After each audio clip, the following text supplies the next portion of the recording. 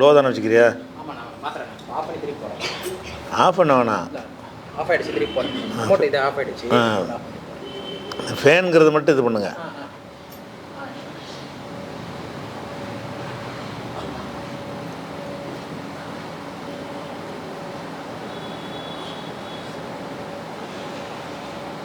Mode மாறிடுச்சா?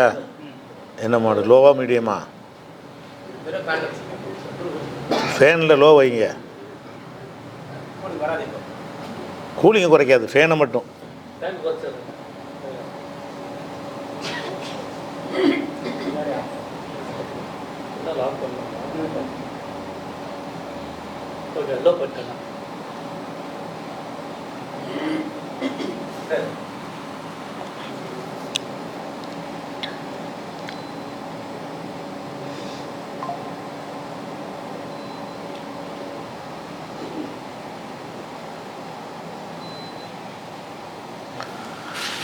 அஸ்ஸலாமு அலைக்கும் வரஹ்மத்துல்லாஹி வபரகாத்துஹு. அன்பிற்குரிய சகோதர சகோதரிகளை, திருக்குர்ஆனில் இலக்கிய நயம் என்ற தொடர் உரையில் இன்றைக்கு எத்தனை நாளுங்க? 12வது நாளில் நம்ம அமர்ந்திருக்கிறோம். இலக்கியத்தில் ஒரு வகை என்னன்னு சொன்னால், ஒரு காரியம் நடப்பதற்கு எது காரணமாக இருக்கிறதோ அந்த காரணத்தை என்ன செய்வாங்கன்னா அந்த செயலை செய்வதாக குறிப்பிடுவார்கள். உதாரணமாக ஒருத்தன் பணக்காரனாக இருக்கிறான், பணத்தினால கொஞ்சம் திமிராக பேசுகிறான். அப்போ என்ன செய்வாங்கன்னா பணம் பேசுதும்பாங்க. இவன் தான் பேசுகிறான், அவன் பேசுகிறதுக்கு காரணம் எது? பணம் இருக்கிறதுனால கொஞ்சம் ஆணவமாக திமிராக பேசுகிறான்னு சொன்னால் எல்லாம் காசு பேசுது, பணம் எப்படி பேசும்? பணம் பேசுதுங்கிறது நேரடி அர்த்தத்தில் பார்த்திங்கன்னா பணம் பேசாது, பணம் இருக்கிறதுனால இவன் தான் பேசுகிறான். அப்போ ஒரு மனிதன் தான் அந்த காரியத்தை செய்கிறான், எந்த காரணத்துக்காக செய்கிறானோ அந்த காரணமே அதை செஞ்ச மாதிரி சொல்கிறது, பணம் தான் அதை பேசுகிற மாதிரி சொல்கிறது. அது மாதிரி பணம் 10 செய்யும்போம், பணம் வந்தால் 10 செய்யணும், பணம் ஒன்றும் செய்யாது, பணம் வச்சுக்கிறவன் இவன் தான் செய்வான். பணம்ங்கிறது எந்த ஒன்றையுமே செய்யாது, அப்படி வச்ச இடத்துல அப்படி இருக்கும். இப்போ பணம் ஏதாவது செய்யுதுன்னு சொன்னால் அதுக்கு என்ன அர்த்தம்னா பணம் வச்சுக்கிறவன் அதன் காரணமாக கொஞ்சம் திமிர் பிடிச்சி என்ன செய்வான், நினச்சதெல்லாம் செய்வான் இப்படின்னு சொல்லக்கூடிய ஒரு விஷயம் எல்லா மொழிகளிலும் இருக்குது. தமிழில் உதாரணத்துக்கு சொல்கிறேன், இது மாதிரி அரபியில் இருக்குது, ஆங்கிலத்தில், எல்லா பாஷைகளையும் இந்த மாதிரி காலம் பதில் சொல்லுவாங்க. காலம் எப்படி பதில் சொல்லணும்? காலத்தில் அந்த மனிதன் தான் பதில் சொல்லுவான். சட்டம் கடமையை செய்யணும், சட்டம் எப்படி கடமையை செய்யும்? சட்டத்தை இருக்கிற நீதிபதி தான் என்ன செய்வார்? கடமையை செய்வார் சட்டத்தின்படி. இந்த மாதிரியான சொற்பிரயோகங்கள் ஒரு வகை, எது ஒரு ஆகு பெயரில் உள்ள ஒரு விஷயந்தான். இந்த மாதிரி குர்ஆனில் என்ன செய்யுதுன்னு கேட்டால் அல்லாஹ் இந்த மாதிரி ஸ்டைலில் உள்ள சொற்களை பயன்படுத்துகிறான், மக்கள் அதை விளங்கிக்கிடுவாங்க. உதாரணமாக ஷுஐப் நபி என்ற ஒரு நபி எல்லாம் அனுப்புகிறான். அவர் அந்த மக்களுக்கு போய் என்ன செய்கிறாங்கன்னா ஏகத்துவத்தையும் சொல்கிறாரு, இந்த அளவு நிர்வாகிகளில் அவங்க குறைவு செய்வாங்க அதையும் கண்டிக்கிறார். இது ஷுஐப் நபியுடைய பிரச்சாரம் என்ன இருந்துச்சுன்னு சொன்னால், எல்லா நபிமார்களும் செய்கிற மாதிரி தௌஹீதம் சொல்லிடுவாங்க. அதுபோக அந்த பகுதியில் எந்த தீமை மலிந்திருக்கிறதோ அதை பிரத்யேகமாக லூத் நபி காலத்தில் அது ஹோமோசெக்ஸ் இருந்துச்சு அதையும் கண்டிப்பாங்க, ப்ளஸ் தௌஹீதம் சொல்லுவாங்க. அந்த மாதிரி ஷுஐப் அலைஹிஸ்ஸலாம் என்ன செய்கிறாங்கன்னா, அவங்களுக்கு போய் இந்த மாதிரிலாம் நீ செய்யாதிய, காசு பணத்தை அளவு நிறுவையில் மோசடி செய்யாதிய, அது மாதிரி அல்லாஹ் மட்டும் வணங்குங்கன்னு இதை சொல்லுவார். அவங்க என்ன சொல்லுவாங்கன்னு கேட்டால், நீ இதை சொல்லலப்பா, நீ சொல்கிறது உன் தொழுகை தான் இப்படி சொல்லுது அப்படிம்பாங்க. இவர் ஒரு வணக்கம் பண்ணுறார்ல, ஒரு இறைவனை ஒரு விதமாக வணங்குறாரு, அவங்க வணங்காத ஒரு வித்தியாசமாக ஷுஐப் நபி ஒரு விதமாக வணங்குறாரு. அவங்க என்ன செய்கிறாங்கன்னா, நீ பேசலை, இது நாங்கள் அதை செய்யக்கூடாது, இதை செய்யக்கூடாது, அளவு நிர்வாகிகளை குறை செய்யக்கூடாதுலாம் பேசுகிறீங்கள, அது நீ பேசலை, உன்னுடைய தொழுகை பேசுது. இந்த தொழுகிற காரணத்தினால இவர் பேசுகிறார். தொழுகை பேசுனா தொழுகையில் ஈடுபாடு இருக்கிறதுனால, அந்த மார்க்கத்தில் ஈடுபாடு இருக்கிறதுனால இந்த மாதிரி ஒரு விமர்சனம் அவர் பண்ணுறாரு. அவங்க என்ன பண்ணுறாங்கன்னா, இவர் பேசலை, இவர் செய்கிற அந்த வணக்கம் பேசுது, இவர் வச்சுருக்கிற நம்பிக்கை பேசுகிறது, இவர் ஏற்றுக்கிற கொள்கை பேசுது அப்படிங்கிறாங்க. கொள்கை பேசுமா, நம்பிக்கை பேசுமா? பேசாது. தொழுகையும் பேசாது. ஆனால் அல்லாஹ் என்ன செய்கிறான்னு கேட்டால் 11ஆவது சூறாவில் 87வது வசனத்தில் அல்லாஹ் சொல்கிறான், காலு, அவங்கெல்லாம் சொன்னார்கள், அதாவது ஷுவைப் நபியுடைய சமுதாயத்தவர் சொன்னார்கள், யா ஷுவைப் அவர்களே, அஸ்ஸலாத்துக தாமுருக்க, உமது தொழுகை தான் உமது கட்டளை இடுகிறதா, அந்நத்துருக்கமா யாபுத் ஆபாவுனா, எங்கள் முன்னோர்கள் வணங்கியதை நாங்கள் விட வேண்டும் என்று உன்னுடைய தொழுகை உனக்கு கட்டளையிடுதா, அன் நஃபாலஃபி அம்மாலினா மானஷாவு, எங்களுடைய பொருளாதாரத்தில் நாங்கள் விருப்பப்படி செயல்படுவது, கூட்டுவோம் குறைக்கும் அளவுகள் மோசடி பண்ணுவோம், எங்கள் காசை நாங்கள் எப்படியும் சம்பாதிப்போம், அதில் விருப்பப்படி செய்வதை செய்யக்கூடாதுன்னு சொல்லி உன்னுடைய தொழுகை தான் உனக்கு ஆர்டர் பண்ணுதா அப்படின்னு கேட்குறாங்க. அப்போ இந்த தொழுகையை அவனுக்கு தெரியும், தொழுகை தான் அதை செய்யுதுன்னு அவனு நினைக்க மாட்டான். தொழுகைங்கிறது ஒரு மனிதனா, அறிவுள்ள ஒரு ஜீவனாக இருந்தால் தான் என்ன செய்ய முடியும், தொழுகையாவது தொழுகை கட்டளையிடுன்னு சொல்ல முடியும். தொழுகையெல்லாம் கட்டளையிடாது. அவர் தொழுகிற காரணத்தினால் அந்த மாதிரி கட்டளைங்கிற எண்ணம் அவருக்கு வருகிறது. இறைவனை வணங்குகிற காரணத்தினால் இந்த தீமையை நம்ம தடுக்கணுங்கிற ஒரு எண்ணம் வருதில்ல, அந்த எண்ணம் வந்தது காரணமாக இந்த தொழுகை இருந்தது. இந்த சத்திய பிரச்சாரம் செஞ்சதுக்கு காரணம் இந்த தொழுகை. அதனால் என்ன பண்ணிட்டாங்கன்னா, உன் தொழுகை தான் இப்படி ஏவுதா அப்படின்னு கேட்டாங்கன்னு நல்லா சொல்கிறான். அப்போ இதில் தொழுகை ஏவுதாங்கிறத நேரடி அர்த்தம் பண்ணி பார்த்தீங்கன்னா தப்பு. இது நேரடி அகராதி அர்த்தம் பண்ணி பார்த்தீங்கன்னா தொழுகை எப்படி ஏவும், தொழுகைக்கு எப்படி வாய் இருக்குதா, பேசுமா, தொழுகைங்கிறதுக்கு மூளை ஏதாவது இருக்குதா, அது ஒரு நம்ம செய்கிற செயல் தானே. தொழுகைங்கிறது ஒரு பொருள் கூட கிடையாது, நம்ம செய்கிற ஒரு செயலுக்கு பேர் தானே தொழுகைங்கிறது. அப்போ தொழுகை ஏவுதுங்கிற வார்த்தையை அவங்க பயன்படுத்தினாங்கன்னா, இது இந்த மாதிரி பணம் பேசுது, திமிரு பேசுது அப்படின்னு சொல்லுவோம்ல, அந்த ஸ்டைலில் உள்ள ஒரு சொல் பிரயோகம் இப்படியும் குர்ஆனில் நிறைய இருக்கிறது. அதே மாதிரி ஒரு மனிதன் வியாபாரம் பண்ணுறான், வியாபாரத்தில் அவன் லாபம் அடைவான் அல்லது நஷ்டம் அடைவான். லாப நஷ்டம் அடைகிற மனுஷன் தானே, லாபம் அடைகிறதும் நஷ்டத்தை அடைகிறதும் மனுஷன்தான் அடைவான். ஆனால் என்ன செய்கிறான், நல்லா குர்ஆனில் அவருடைய வியாபாரம் லாபம் தரவில்லை அப்படின்னு சொல்லி காட்டுறான். அவங்க ஒரு வியாபாரம் பண்ணுறாங்க, வியாபாரம்னு சொன்னால் அதை நேர்வழியை கொடுத்துட்டு வழிகேட்ட விலைக்கு வாங்குறாங்க, இது ஒரு வியாபாரம். இந்த வியாபாரம் அவங்களுக்கு லாபகரமாக இருக்கலை அப்படின்னு சொல்லும் பொழுது, ஃபமா ரபிஹத்து திஜாரத்துகும், இவங்களோட வியாபாரம் அவர்களுக்கு லாபம் தரவில்லைங்கிறான். வியாபாரம் எப்படி லாபம் தராது, அது ஒரு லாபம் தரக்கூடிய ஒரு பொருள் கிடையாது. வியாபாரங்கிறது நம்ம செய்கிற ஒரு செயல் தானே. வியாபாரத்தில் இவர்கள் லாபம் அடையவில்லைன்னு லாபம் அடைகிறது மனுஷனுக்கு தான் சேர்க்கணும். வியாபாரமே லாபம் அடையும்னு சொல்ல முடியுமா? வியாபாரம் லாபம் அடையவில்லைன்னு சொன்னால் வியாபாரம் எப்படி லாபம் அடையும்? அது ஒரு உயிரினம் அல்ல, ஒரு மனித நிலை, பகுத்தறி உள்ளவங்க கிடையாது. அப்படிங்கிறதுனால இது நான் அந்த வகையில் உள்ளது. இந்த ரெண்டுமே ஒரே மாதிரியாக உள்ளது. இப்படியான வசனங்கள்லாம் நிறைய இருக்கிறது. அதே மாதிரி நம்ம அடிக்கடி கேட்டிருக்கோம், பயான்லாம் கேட்டிருக்கோம். 29:45 வசனத்தில் இன்ன ஸலாத்த தன்ஹா அனில் ஃபஹ்ஷாய் உல் முன்கர், தொழுகை அருவருக்கத்தக்க காரியங்களை விட்டும் வெறுக்கத்தக்க காரியங்களை விட்டும் தடுக்கும். தொழுகை நீங்கள் தப்பு செய்ய போனால் பிடிச்சி தடுக்கும்னு அர்த்தம். தடுக்கிறதுக்கு அது என்ன இருக்குது தொழுகைங்கிறதுல? தொழுகைங்கிறது ஒன்றை தடுப்பதற்கு ஒரு ஆற்றல் உள்ள ஒரு மனிதனாக இருக்குது. தடுக்கிறதே அதெல்லாம் யாருக்கு தான் முடியும்? ஒரு மனிதனுக்கு முடியும், ஒரு மலக்குக்கு முடியும்னா கூட ஒத்துக்கலாம், ஒரு ஜின்னுக்கு முடியும்னா கூட ஒத்துக்கொள்ளலாம். அது பகுத்தறிவு இருக்கக்கூடிய ஜீவனாகவும் இருக்கணும், அது பகுத்தறிவு உள்ளதாகவும் இருக்கணும். அப்படி யார் இருக்கிறாங்களோ அவங்க தான் ஒரு நன்மையை ஏவுவாங்க, தீமையை தடுப்பாங்க. அது குறைஞ்சபட்சம் பேசணும். அந்த பேசுகிற ஒரு தன்மை இல்லாத ஒன்று இது நன்மை ஏவுமா, தீமையை தடுக்குமா? தடுக்காது. ஆனால் அல்லாஹ் என்ன செய்கிறான்னு கேட்டால், தொழுகை தீய காரியங்களை தடுக்கும் போகிறான். தொழுகை எப்படி தடுக்கும்? கைப்பிடிச்சி தடுக்குமா தொழுகை? தொழுகைங்கிறது நம்ம செய்கிற செயல் தானே. தொழுவதால் நீ தடுத்துக்கொள்வாய். தொழுதாயானால் நீ தீமையிலேருந்து தடுத்துக்கொள்வாயே தவிர அது தடுக்காது, நீ தான் விலகிக்கொள்வாய். தொழுதாயானால் கெட்ட காரியம் செய்வதை விட்டு நீ விலகிக்கொள்வாய். அப்போ நீ விலகிக் கொள்வதற்கு காரணம் அந்த தொழுகை இருக்கும். தொழுகை அந்த வணக்க வழிபாடு ஈடுபாடு இருக்கும்போது இறையச்சம் வரும். இறையச்சம் வரும்போது நம்ம அல்லாஹ் வணங்குறோமே, நம்ம எப்படி பொய் சொல்கிறது, நம்ம எப்படி மோசடி பண்ணுறதுன்னு அவன் நினச்சி என்ன செய்வான்டா, அந்த தீமையிலேருந்து விலகிக்கிறான். இப்போ தீமையிலேருந்து அவன் தான் விலகிறானே தவிர, அவன் தான் தடுத்து கொள்கிறானே தவிர தொழுகை என்பது தடுக்காது. ஆனால் இது அப்படி சொன்னாலும் நம்ம என்ன செய்வோம், நேரடியாக கடந்து போயிட்டா கூட சிந்திச்சு பார்த்தோம்னு சொன்னால் அது எப்படி தடுக்கும்னு கேட்டால் அது அகராதி இப்படி சரியாக வரல. தொழுகை எப்படி என்றைக்கா உங்களுக்கு தடுத்துருக்கான்னு கேட்டால் என்ன சொல்லுவீங்க? என்னைக்காவது நீ தப்பு செய்ய போகும்போது தொழுகை உன்னை கையை பிடிச்சி அப்படி செய்யாதுன்னு சொன்னிச்சான்னு கேட்டால் சொல்லலாமீங்க. அப்போ தடுக்குன்னு சொன்னால் என்ன அர்த்தம்? தடுக்கலை. தொழுகை என்பது தடுக்கலாம் செய்யாது. இப்போ தொழுகை என்பது தடுக்கிறதுங்கிற அந்த செயலை சேர்க்கிறதா இருந்தால் மனுஷனுக்கு தான் சேர்க்கணும், அல்லது ஜின்னு சைத்தான் மாதிரி அதுக்காக சேர்க்கணும். ஒரு அறிவுள்ள ஒரு ஜீவனுக்கு தான் அதை சேர்க்கணும். இது என்ன இருக்குது, ஒரு பொருள் கூட இல்லை தொழுகைங்கிறது. இந்த மாதிரி ஒரு பொருளை கூட சேர்க்க முடியாது. தொழுகைங்கிற ஒரு செயல், நம்ம செய்கிற செயல் தான் அது தடுக்கும்னு சொல்லவே முடியாது. அப்போ நீ தொழுதால் அது உன்னை தடுக்க நீ தடுப்பாய், நீ தடுத்துக்கொள்வாய். தொழுகிற காரணத்தினால் அந்த மனிதன் தீமைகளை விட்டு விலகிக்கொள்வான். அப்போ தீமைகளை விட்டு விலகிக்கொள்வான் என்பது மனுஷன்தான் செய்கிற வேலையை தவிர, தீமைகளை தடுப்பான் என்பது அந்த மனுஷன் செய்கிற வேலை தானே தவிர, அந்த தொழுகை என்பது யாரும் என்ன செய்யாது, எந்த ஒரு வணக்க வழிபாடும் ஒருத்தனை போய் தடுக்காது. என்னென்ன தடுத்தல் ஏவுதல் என்பதெல்லாம் மனுஷனுக்குரிய செயல். ஆனாலும் விளங்கிக்கிறாங்க மக்கள். இதை சொன்னோம்னு சொன்னால் தொழுகை தீமையை விட்டு தடுக்கும்டா என்ன அர்த்தம்னு கேளுங்க, அவனே சொல்லுவான். தொழுதோம்னா நம்ம தீமை செய்ய மாட்டோம்ல. அப்போ நம்ம தடுத்துக்கொள்வதை தான் இந்த வார்த்தையை கொண்டு அல்லாஹ் சொல்கிறான் அப்படின்னு விளங்கிக்கிறோம்.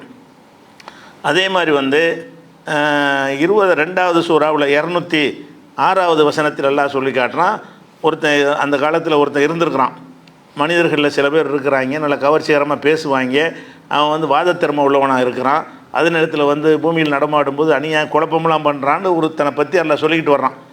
அது சொல்லிட்டு என்ன செய்கிறான்னா, ஒய்தா கீரலகு, அவனுக்கு சொல்லப்படும் பொழுது இத்தகையில்லாக அல்லாவை பயந்துகொள் என்று அவன்கிட்ட போய் சொன்னோம் என்று சொன்னான். ஒரு கெட்டவனாக இருக்கான்னு வைங்க, ஒரு கெட்டவனாக இருக்கான்.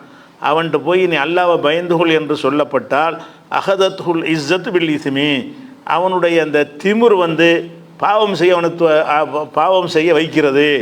அவனுடைய திமிர் பாவம் செய்யுதுங்கிறான்ல. திமிர் எப்படி பாவம் செய்யும்? திமிர் இருக்கிற காரணத்தினால் அவன் தான் பாவம் செய்கிறான். அவன் பாவம் செய்கிறான். எதனால் செய்கிறான்னா திமிருனால, மண்டக்கணத்தினால் என்ன செய்கிறான், அந்த பாவத்தை செய்கிறான். ஆனால் இவங்க என்ன செய்யப்படுதுன்னா, அந்த மண்டக்கணம் தான் அந்த பாவத்தை செய்யுதுன்னு சொல்லி. மண்டக்கணம் எப்படி பாவத்தை செய்யும்? கர்வம் எப்படி பாவத்தை செய்யும்? கர்வம் இருக்கிறதுனால அவன் பாவம் செய்கிறான். பாவத்தை செய்கிறது அவன் தானே, மனுஷன்தான் பாவம் செய்வானே தவிர கர்வம், திமிரு, பொறாமை இதெல்லாம் ஏதாவது ஒரு காரியத்தை செய்யுமா? பெருமை இதை செய்யும், பொறுமை அதை செய்யும்னு சொல்லுவார்களே, நல்லா செய்கிறது கிடையாது. அதெல்லாம் சில பண்புகள் தானே. அதுக்கு எந்த ஒரு செயலையும் அதனோட சம்மந்தப்படுத்த முடியாது. எந்த அர்த்தத்தில் சொல்கிறாங்கன்னு கேட்டால், அந்த மாதிரி நீ அந்த பெருமை அடித்தாயானால் பாவம் செய்ய ஆகிவிடுவாய், நீ பாவம் செய்வாய். பெருமை அடித்தால் நீ பாவம் செய்கிறவன ஆயிடுவாய். காரணம் பெருமை வந்துருச்சுன்னா நீ பெருமை அடிப்பாய் அப்படின்னு சொல்லாமல், இந்த பெருமை என்பதே உன்னைய பாவம் செய்யுது. பெருமை பாவம் செய்தான். பெருமை எப்படி பாவம் செய்யாது. அப்போ இந்த மாதிரியான சொல் வழக்கு குர்ஆனில் நிறைய இருக்குது. உதாரணத்துக்கு சிலதை காட்டியிருக்கிறோம். இந்த மாதிரி வர்ற இடங்கள்லையும் நம்ம என்ன செய்யணும், ஒரு இலக்கிய சுவையாக இது சொல்லப்படுது. இது எல்லோரும் விளங்கிக்குவாங்க. இப்படி சொன்னோம்னு சொன்னால் நம்ம எத்தனை தடவை பயானில் கேட்டிருக்கோம், தொழுகை தீமையை தடுக்கும்னு. என்றைக்காவது இப்படி சிந்திச்சு பார்த்துன்னா இப்படி அப்படி நினச்சிருக்கோமா? நமக்கு அர்த்தம் கரெக்டாக விளங்குது. அது மாதிரி பணம் 10 செய்யுங்கிறமே, பணம் உண்மை செய்ய தெரியும். ஆனால் அது கேட்டுட்டு என்ன செய்யணும், புரிஞ்சுக்கிறோம் கருத்தை. பணம் 10 செய்யணும்னா பண திமிரில் பேசுகிறான்னு விளங்கிக்கிறோமா? நம்மளே விளங்கிக்கிறோம் கரெக்டான முறையில். அப்படியான ஒரு இலக்கிய வகைகளும் இருக்குது. அதே மாதிரி ஒரு சில விஷயங்கள், இது முக்கியமான ஒரு விஷயம். இந்த இப்போ பேசக்கூடிய விஷயம் முக்கியமான விஷயம் என்னென்னு கேட்டால், ஒரு செயலை ஒருத்தன் செய்கிறான். செஞ்சதை அவனை செய்யலைன்னு சொல்கிறது. அவன் செஞ்சு இருக்கிறான், ஆனால் அவன் அந்த செயலை அவன் செய்யலைன்னு சொல்கிறது. ஆனால் அவன் அந்த செயலை செஞ்சான் என்று சொல்லும்போது அதுக்கு அர்த்தம் வேறு, செய்யலைன்னு சொல்லும்போது வேறு அர்த்தமாயிரும். இது அந்த உதாரணத்தின் மூலமாக சொன்னால் தான், அந்த வசனத்தை சொன்னால் தான் உங்களுக்கு புரிகிறதா இருந்துச்சுன்னு சொன்னால், இது ஒரு போர்க்களத்தில் நடந்த ஒரு சம்பவத்தை அல்லாஹ் சொல்லி காட்டுறான். அந்த போர்க்களத்தில் ஹுனைன் போர்க்களம். அந்த ஹுனைன் போர்க்களத்தில் ரசூல் ஸல்லல்லாஹு அலைஹி வஸல்லம் அவங்களுக்கு ஒரு பின்னடைவு வந்துச்சு. எப்படி உஹதில் வந்துச்சோ அதே மாதிரி ஹுனைன் போர்க்களத்துலையும் அவங்க ரொம்ப ஒரு ஹவாஸின்கிற கூட்டத்தார் ரொம்ப வலிமை மிக்க ஒரு சமுதாயமாக இருந்தாங்க. அந்த வில் வித்தை, அம்பு ஏறுதெல்லாம் கெட்டிக்காரங்களே இருந்தாங்களா. நிறைய சேதம் நம்ம மக்களுக்கு.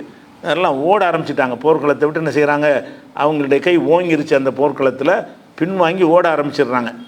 ஓட ஆரம்பித்த உடனே அந்த ஓடுற மக்களை எல்லாம் ரசூலுல்லாஹ் நிப்பாட்டுறக்கா என்ன செய்கிறாங்கன்னு கேட்டால், ஒரு கைப்பிடி மண் எடுன்னு சொல்லி அவங்க மேலே அப்படி வீசுகிறாங்க.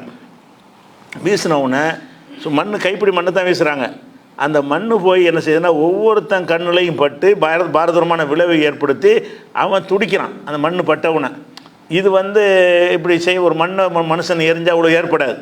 ஒரு மண் இப்படி எரிஞ்சவுன்னா ஒவ்வொருத்தரும் குறி வச்சு ஒவ்வொரு துகள் போய் ஒருத்தர் கண்ணில் போய் மாட்டி பயங்கரமான விளைவை ஏற்படுத்துமான்னா பொதுவாக ஏற்படுத்தாது. ஆனால் ரசூல் ஸல்லல்லாஹு அலைஹி வஸல்லம் அவர்கள் அல்லாஹ்வுடைய தூதர் என்கிற முறையில் ஒரு அற்புதம் என்கிற வகையில் இந்த ஒரு காரியம் நிகழ்ந்திருக்கிற. மண்ணைத்தான் வீசினாங்க. அந்த மண் யார் மேலையெல்லாம் பட்டதோ அவர்களுக்கெல்லாம் பயங்கரமான பாதிப்பு ஏற்பட்டுச்சு.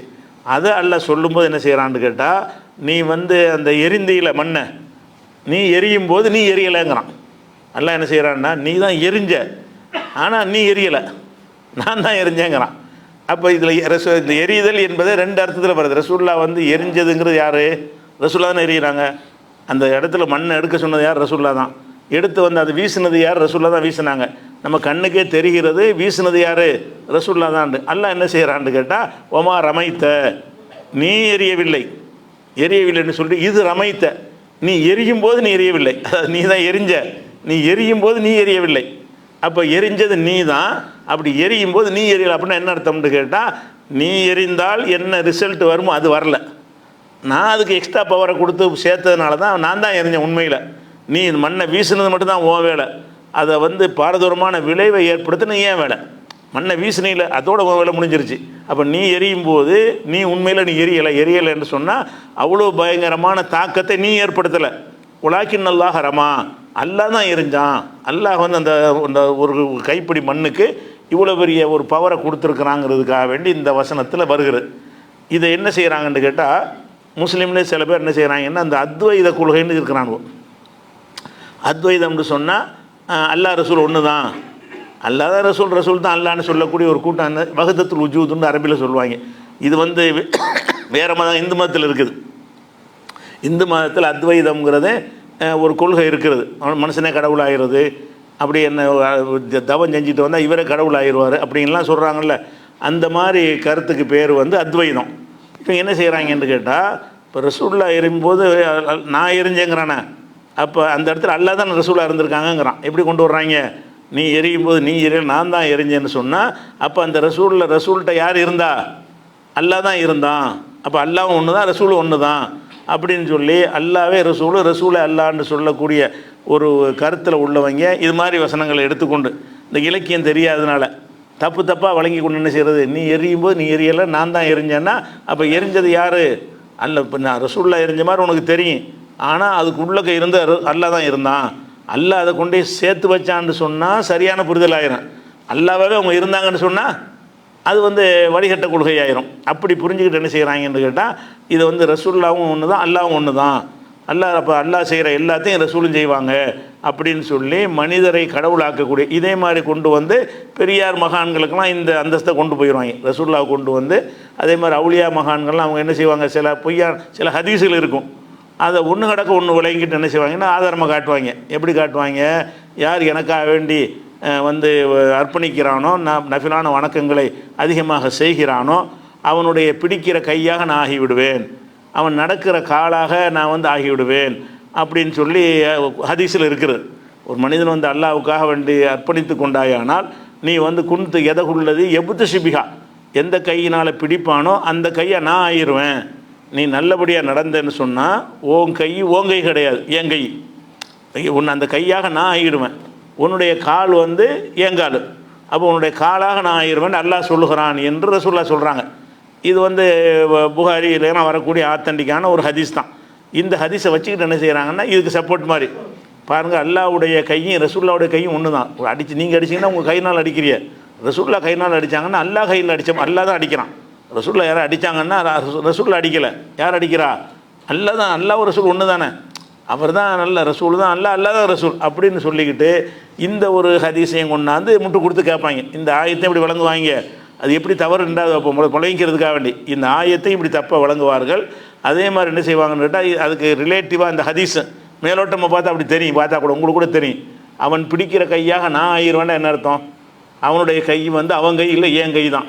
அவனுடைய கால் வந்து எப்படி அப்படின்னா என்ன அர்த்தம்னா அல்லாவும் ஆயிடுறான். அந்த மாதிரி அவனுடைய பார்வை வந்து ஏன் பார்வை, ஓ பசரகுள்ளது யுசிறுபிகா, எந்த கண்ணை கொண்டு பார்ப்பானோ அந்த கண்ணாக நான் மாறிடுவேன். ஓ சம்மாகுள்ளது யஸ்மோபிகி, எந்த காதை கொண்டு கேட்பானோ அந்த காதாக நான் ஆயிடுவேன். கண்ணை நான் ஆயிடுவேன், காதை ஆயிடுவேன், கையை ஆயிடுவேன், காலை ஆயிடுவேன்னு சொல்லி அல்லாஹ் வந்து யார் எனக்காக அர்ப்பணிக்கிறானோ அவனுக்கு நான் இவ்வளவுமாக நான் ஆயிடுவேன். நான் ஆயிடுவேன்டா என்ன ஆயிட்டோம்னா அவன் என்ன வேணாலும் செய்வான், எல்லா மாதிரி எல்லா காரியத்தையும் செய்வான். அல்லாஹ் எப்படி செய்கிறானோ இவன் கைனால் ஒன்று பிடிச்சது நீ பிடிக்கிற மாதிரி கிடையாது. அவன் ஒன்றை கொடுக்குறான்னா நீ கொடுக்குற மாதிரி கிடையாது, அல்லாஹ் கொடுக்குற மாதிரி. அந்த மாதிரி ஒரு பவர்ஃபுல்லான ஒரு சக்தி மனுஷனுக்கு கிடைச்சிரும்னு சொல்லி இந்த ஹதீஸையும் கொண்டாந்து காட்டுவாங்க. ஏன் அப்படி காட்டுறாங்கன்னா அந்த இலக்கியம் தெரியல. இது வந்து கையாயிரம் காலாயிரம்னு சொல்கிறதெல்லாம் வந்து இலக்கியமாக சொல்லுவோம்ல, இவர் தான் நம்ம வலது கை அப்படின்னு ஒரு ஆளை பார்த்து நம்ம சொல்லுவோம். ஒரு ஆளை பார்த்து சொன்னால் அவர் எப்படி வலது கை, அவர் எங்க என்கிட்ட இருக்குது, எனக்கு வலது கை என்கிட்ட இருக்குது, நான் ஒரு ஆள் எனக்கு சப்போர்ட்டாக இருக்காருன்னு வைங்க, இவர் தாங்க நமக்கு வலது கையுமே. வலது கையின்றவனு அவர் தான் இவர் கையின்னு விளங்கிக்கிறீங்களா? யாராச்சும் வழங்குவாங்களா? ஓ இந்த ஆளுக்கு வந்து அவர் தான் கை போல இருக்குன்னு யாராவது சொல்லுவாங்களா? கிடையாது. எப்படி வந்து வலது கை வந்து எல்லாத்துக்கும் நான் பக்கபலமாக நிற்குமோ, என்னுடைய வலது கை எப்படி எனக்கு எல்லாத்துக்கும் உறுதுணையாக நிற்குமோ, அந்த மாதிரி இந்த மனிதன் வந்து எனக்கு செய்வார், துணை செய்வார் அப்படிங்கிறதுனால அவர் வந்து என்னுடைய வலது கைன்னு நம்ம தமிழில் சொல்லுவோம்ல, எல்லா பாஷையிலும் இப்படி சொல்லுவோம்ல. இந்த இடத்துல அந்த வலது கைங்கிறதுக்கு வலது கை அர்த்தமாக கொடுப்போம். இவர் தான் என்னுடைய வலது கைன்னு சொன்னால் இவர் அவருடைய வலது கைன்னு யாராவது சொல்லுவாங்களா? செய்ய மாட்டாங்க. திருடிட்டான் கையை வெட்டுறது அவனை போய் வெட்டிட முடியுமா? இவன் திருடிட்டான்னா இவங்கே தானே விட்டானே, இந்த வலது கை அவரை போய் வெட்டுங்க அப்படின்னு ஒத்துக்குருவாங்களா? வலது கை கிடையாது. அப்போ அந்த வலது கைன்னு இந்த கையின்னு சொல்வதற்கு நேரடி அர்த்தமும் இருக்கிறது, சில இடத்துல கொடுக்கணும். அப்போ இது மனிதனுடைய ஒரு மனிதன் வந்து இன்னொரு மனிதன் கையாக முடியாதுன்னு விளங்குதில்ல, அது விளங்குன்னு சொல்லி சொன்னால் ஒரு மனிதனுடைய கை இறைவனுடைய கை ஆகுமா? மனுஷனுக்கு மனுஷனே ஆகாது நீ விளங்குற. ஒரு மனுஷனுக்கு ஒரு மனுஷன் கையின்னு சொன்னாலே அந்த அர்த்தம் கொடுக்கக்கூடாது. அவன் வேற நீ வேறன்னு விளங்குறீல்ல. அப்படி இருக்கும்போது இறைவனுடைய கையின் வந்தால் எப்படி விளங்குறது? ஒரு மனிதன் இறைவன் எவ்வளோ பவர் உள்ளவன், அவனுடைய கையாக இவன் எப்படி ஆகுவான்? அந்த கையாக இவன் ஆகிட்டான்னு சொன்னால் ஒரு லட்சம் பேர் இருந்தால் லட்சம் கடவுள் வந்துடுவாங்களே. இப்போ நீங்கள் அல்லா வாயிருப்பவங்க, இவர் அந்த மாதிரி இருந்தால் இவர் ஒரு அல்லா வாயிருவார், அவர் ஒரு அல்லா வாயிருவார். அல்லாண்ட ஒருவனுங்கிறதுக்கு மாற்றமாக இருக்குது. இப்போ கையாயிரம் ஒரே ஒரு ஆள் உலகத்தில் இருந்தால் கூட என்ன செய்யலாம், அப்படி அல்லா இறங்கிட்டான்னு சொல்லிடலாம். உலகத்தில் கோடான கோடி பேர் இருக்கிறான், ஒரு 1000 பேர் அந்த மாதிரி இருந்தான்னு வைங்க, அல்லாவுடைய கையாக உள்ளவனா, அப்போ 1000 கடவுள் ஆகிடுச்சே, ஓரிரைங்கிற அடிப்படையை செத்து போயிடுது. அப்படி சிந்தித்து பார்த்தார்களே ஆனால் இதெல்லாம் மிஸ்யூஸ் பண்ண மாட்டாங்க. இது மாதிரி இது விளங்குறதுக்காக நம்ம வேறு ஒரு ஹதீஸை உதாரணம் காட்டலாம். என்ன காட்டலாம்னு கேட்டால், இப்படி ஏதாவது கேட்டாங்கன்னு நீ விளக்க நீ உங்களுக்கு சொல்கிறதுக்காக வேண்டி நல்ல மறுமையில் என்ன செய்வான்டா விசாரிப்போம். ஒருத்தனை விசாரித்து, ஏன்டா நீ வந்து நான் ஒரு குளிரில் நடுங்கிக்கிட்டு கொண்டு வந்தேனே, எனக்கே நீ வந்து ஆடை தரல அப்படின்னு மனுஷன்டெல்லாம் கேட்பான். இவன் என்ன செய்வான், இறைவா நீ எப்போ குளிர், உனக்கு எப்படி குளிர் வரும், நீ எப்போ எனக்கு என்கிட்ட வந்தால் நான் எப்போ உனக்கு இல்லைன்னு சொன்னேன்னு இவன் சொல்லுவான். அப்புறம் நான் பசிக்குதுன்னு வந்தனடா ஏதாவது சோறு போட்டி இறண்டாலாம் கேட்பான். நீ எப்போ என்கிட்ட வந்தால் நான் எப்போ உனக்கு இல்லைன்னு சொன்னேன்னு இவன் சொல்லுவான். அப்படி ஒன்று எல்லாம் கேட்பான். கேட்கும்போது நீ வரவே இல்லையே, நீ ரப்புல் ஆலமீன், உனக்கெல்லாம் இது தேவையில்லையே, நீ எப்படி என்கிட்ட வருவேன், நீ எப்படி என்கிட்ட கேட்ட, நான் எப்போ இல்லைன்னு சொன்னேன்னு அவன் சொல்லுவான். அப்போ எல்லாம் சொல்லுவான், ஒரு ஏழை ஒருத்தன் வந்தான்ல, அவனுக்கு நீ கொடுத்துருந்தேன்னு சொன்னால் எனக்கு கொடுத்து நான் எடுத்திருப்பேன், அல்லாஹ் கடன் கொடுக்குற மாதிரி சொன்னோம்ல, அந்த மாதிரி நீ ஒருத்தன் ஏழை வந்து குடியில் நடந்துட்டு கொண்டு வந்தான்ல, அவனை ஏழையாக பார்க்காம அவனுக்கு கொடுத்துருந்தாயானால் அதை எனக்கு தான் நீ கொடுத்தாய் என்று நான் எடுத்திருப்பேன். அப்போ எனக்கு தான் நீ மறுக்கிற, அவனுக்கு மறுக்கலை, எனக்கு தான் நீ மறுத்திருக்கிறாய் அப்படின்னு சொல்லி அதை புரிய வைக்குமா அல்லாவை. அப்போ இந்த அர்த்தத்தை வச்சு பார்த்தோம்னா என்னவாயிரும், அப்போ ஏழைகளுக்கு ஏழை தான் அல்ல. அப்போ இந்த இந்த இந்த அதிசயம் அப்படி பார்த்தோம்னு சொன்னால் இவங்க விளங்குற மாதிரி இந்த கை காலை விளங்குன மாதிரி விளங்குறதா இருந்தால், ஏழைகளை யாராவது இருந்தாங்கன்னு சொன்னால் அவங்களாம் யார் அல்லாங்க. குளிரில் நடங்கிட்டு ஒருத்தன் வந்தாவன் அல்ல, ஏன் அவனுக்கு கொடுத்தியாங்கன்றது அல்லாஹ் கொடுத்ததா சொல்லி காட்டுறான். அப்போ அப்படின்னு எவனா சொல்லுவானா? அப்போ பிச்சைக்கார பயிலுவங்களாம் தரகா கட்டணும், எல்லோரும் அவடியாக போயிடுவாங்க. பிச்சைக்காரனுக்கு கேட்டு வர்றான்ல, கேட்டு வர்றவன்லாம் யார், அவன் அரை இறைவன் அவன்லாம். ஏன்னாடா அப்படி தானே வருது, கேட்டு வந்தவனுக்கு கொடுக்கலன்ற உடனே அது நான் தான் நல்லா சொல்கிறான்ல, நான் தான் உன்ட்டு கேட்டு வந்தேங்கிறான். கேட்டு வந்தேன் பிச்சைக்காரன் அல்ல என்ன செய்கிறான், நான் தான் நான் உன்ட்டு கேட்டு வந்தேங்கிறான். அப்போ நம்ம என்ன விளைவிக்கிறோம், இறைவன் கேட்க மாட்டான்னு தெரியும், அவன் சமது தேவையற்றவன்ட்டு தெரியும், அவன் யார்கிட்டையும் கோரிக்கை வைக்க மாட்டான்னு தெரியும். அப்போ இவன் வந்து இவன் கேட்டதை வந்து என்ன செய்யறான், என்னுடைய கட்டளையை மதித்து நீ கொடுத்தாயானால் எனக்கே தந்த மாதிரி நான் உனக்கு கூலி தருவேன் அப்படின்னு சொல்லி அந்த அர்த்தத்துக்கு தான் இதை சொல்கிறான். அதை விளங்கிறீங்கல்ல, அதே மாதிரி இதை விளங்க அல்ல, இதை விளங்குற மாதிரி விளங்குற அந்த பச்சைக்காரங்களாம் தரகா கட்டுங்கப்போ அப்படி தான் விளங்கி இப்படியாக முடிச்சிங்கன்னா அப்போ என்ன செய்யணும், எவனெல்லாம் யாசகம் கேட்டு வர்றானோ எல்லாம் வந்துட்டான், யாசகம் கேட்டு வரலாம் அல்லாண்டு வருது அதிசயில். அதனால் யாசகம் கேட்குறவனுக்கு என்ன செய்வோம், நம்ம ஒரு தரகா கட்டுவோம், அவர்கிட்ட புள்ள குட்டினா நம்ம கேட்க வேண்டியதான். அவன் நம்ம சோத்தை கேட்பான், நம்ம என்ன செய்யணும், நல்லா வந்துட்டார் அதனால் எனக்கு புள்ள குட்டி தாங்க அப்படி அவன்கிட்ட நம்ம கேட்குறேன். இது என்னடா லாஜிக்கு கேட்போமா இல்லையா? அப்போ வந்து எதனால இந்த குழப்பம் வருதுன்னு கேட்டால், இப்போ நம்ம எடுத்துருக்க இந்த தலைப்புடைய விஷயங்கள் வழங்காதனால தான். குரானில் எல்லாத்துக்கும் நேரடி அர்த்தம் செய்யக்கூடாது, அது பொருந்துமான்னு பார்க்கணும். பொருந்துகிற இடத்துல நேரடி அர்த்தம், பொருந்தாத இடத்துல வந்து ஒரு மாற்று பொருளை சொல்லப்படுகிறது. நெருக்கத்துக்கு அப்படி சொல்வது, அல்லாவுடைய கையா ஒருத்தன் ஆயிடுவேன் சொன்னால் என்னுடைய கையா ஒருத்தன் ஆயிடுவான்டா நெருக்கம்னு அர்த்தம். மற்றவர்களை விட நீ எனக்கு நெருக்கமாக இருப்பாய். அந்த நெருக்கத்தை காட்டுவதற்கு இந்த சொல்லை வந்து எல்லா பாஷையிலையும் பயன்படுத்துவாங்க. அது இலக்கியம் அறிந்தவர்கள் வந்து கரெக்டாக விளங்கிடுவாங்க. இலக்கியம் அறியாதவன் என்ன செய்வான்னு கேட்டால் அல்லாவுடைய கை தான் இவருடைய கை அப்படின்னு சொல்லக்கூடிய ஒரு விஷயத்தை பார்க்குறோம். அதனால் வந்து அப்போ ரசூல்லாம் எல்லாம் ஒன்றுங்கிறதுக்கு இந்த வசனத்தை காட்டுவாங்க. எப்படி 8:17 ஒமா ரமைத்த இது ரமைத்த, நீ எரியும் போது அந்த மண்ணத்தை எரிஞ்சாங்கல்ல, நீ எரியும் போது நீ எரியவில்லை, உலாக்கின் அல்லாஹ் ரமா, அல்லாஹ் தான் எரிந்தான் அப்படின்னு சொன்னால் இதுக்கு என்ன அர்த்தம் செய்யணும்? நீ எரியும் போதுன்னா நீ ரசூல்லா எரிஞ்சது, நீ எரியவில்லைன்னு சொன்னால் அந்த சக்தியை நீ கொண்டு சேர்க்கவில்லை. நீ எரியும் போது நீ எரியவில்லைன்னு அந்த ரெண்டாவது எரியவில்லைக்கு வேறு அர்த்தம். நீ எரியும் போதுங்கிறது இவர் எரிந்தாருங்கிற அர்த்தத்தை கொடுத்துருவோம். நீ எரியும் போது நான் தான் எரிஞ்சேன்னு சொன்னால், இவர் எரிஞ்சது ஒத்துக்கிட்டப்ப நான் தான் எரிஞ்சேன்னு சொன்னால், அது நீ எரிந்ததனால் என்ன விளைவு ஏற்படுமோ அது ஏற்படவில்லை. அதை விட கூடுதலான விளைவு வந்தது வந்து என்னால். எரிஞ்சது நீ, அதுக்கு அதிகமான ஒரு சக்தியை ஏற்படுத்தினது நான். அப்போ 2 பேருக்கு கூட்டு பொறுப்பு இருக்குது. எரிஞ்சது ரசூல்லா, அல்லாஹ் வந்து எரியலை. மண்ணை எரிஞ்சது யார்? ரசூல்லா தான். ஆனால் எரிஞ்ச செயல் உனக்கு உரியது. அதுக்கு இவ்வளோ சக்தியை கொடுத்தது ஏன் வேலை? அந்த மண் ஒவ்வொரு இடத்துலையும் போய் பயங்கரமான தாக்கத்தை ஏற்படுத்தினது வந்து என்னுடைய செயலால் ஏற்பட்டதுங்கிறதுக்கு தான் அல்லாஹ் வந்து இதை சொல்கிறான். அப்போ இது மாதிரி உள்ள விஷயங்களை வந்து தப்பாக விளங்குற இலக்கியம் தெரியலைன்னு சொன்னான். இது நேரடி அர்த்தம் கொடுக்க இயலாது.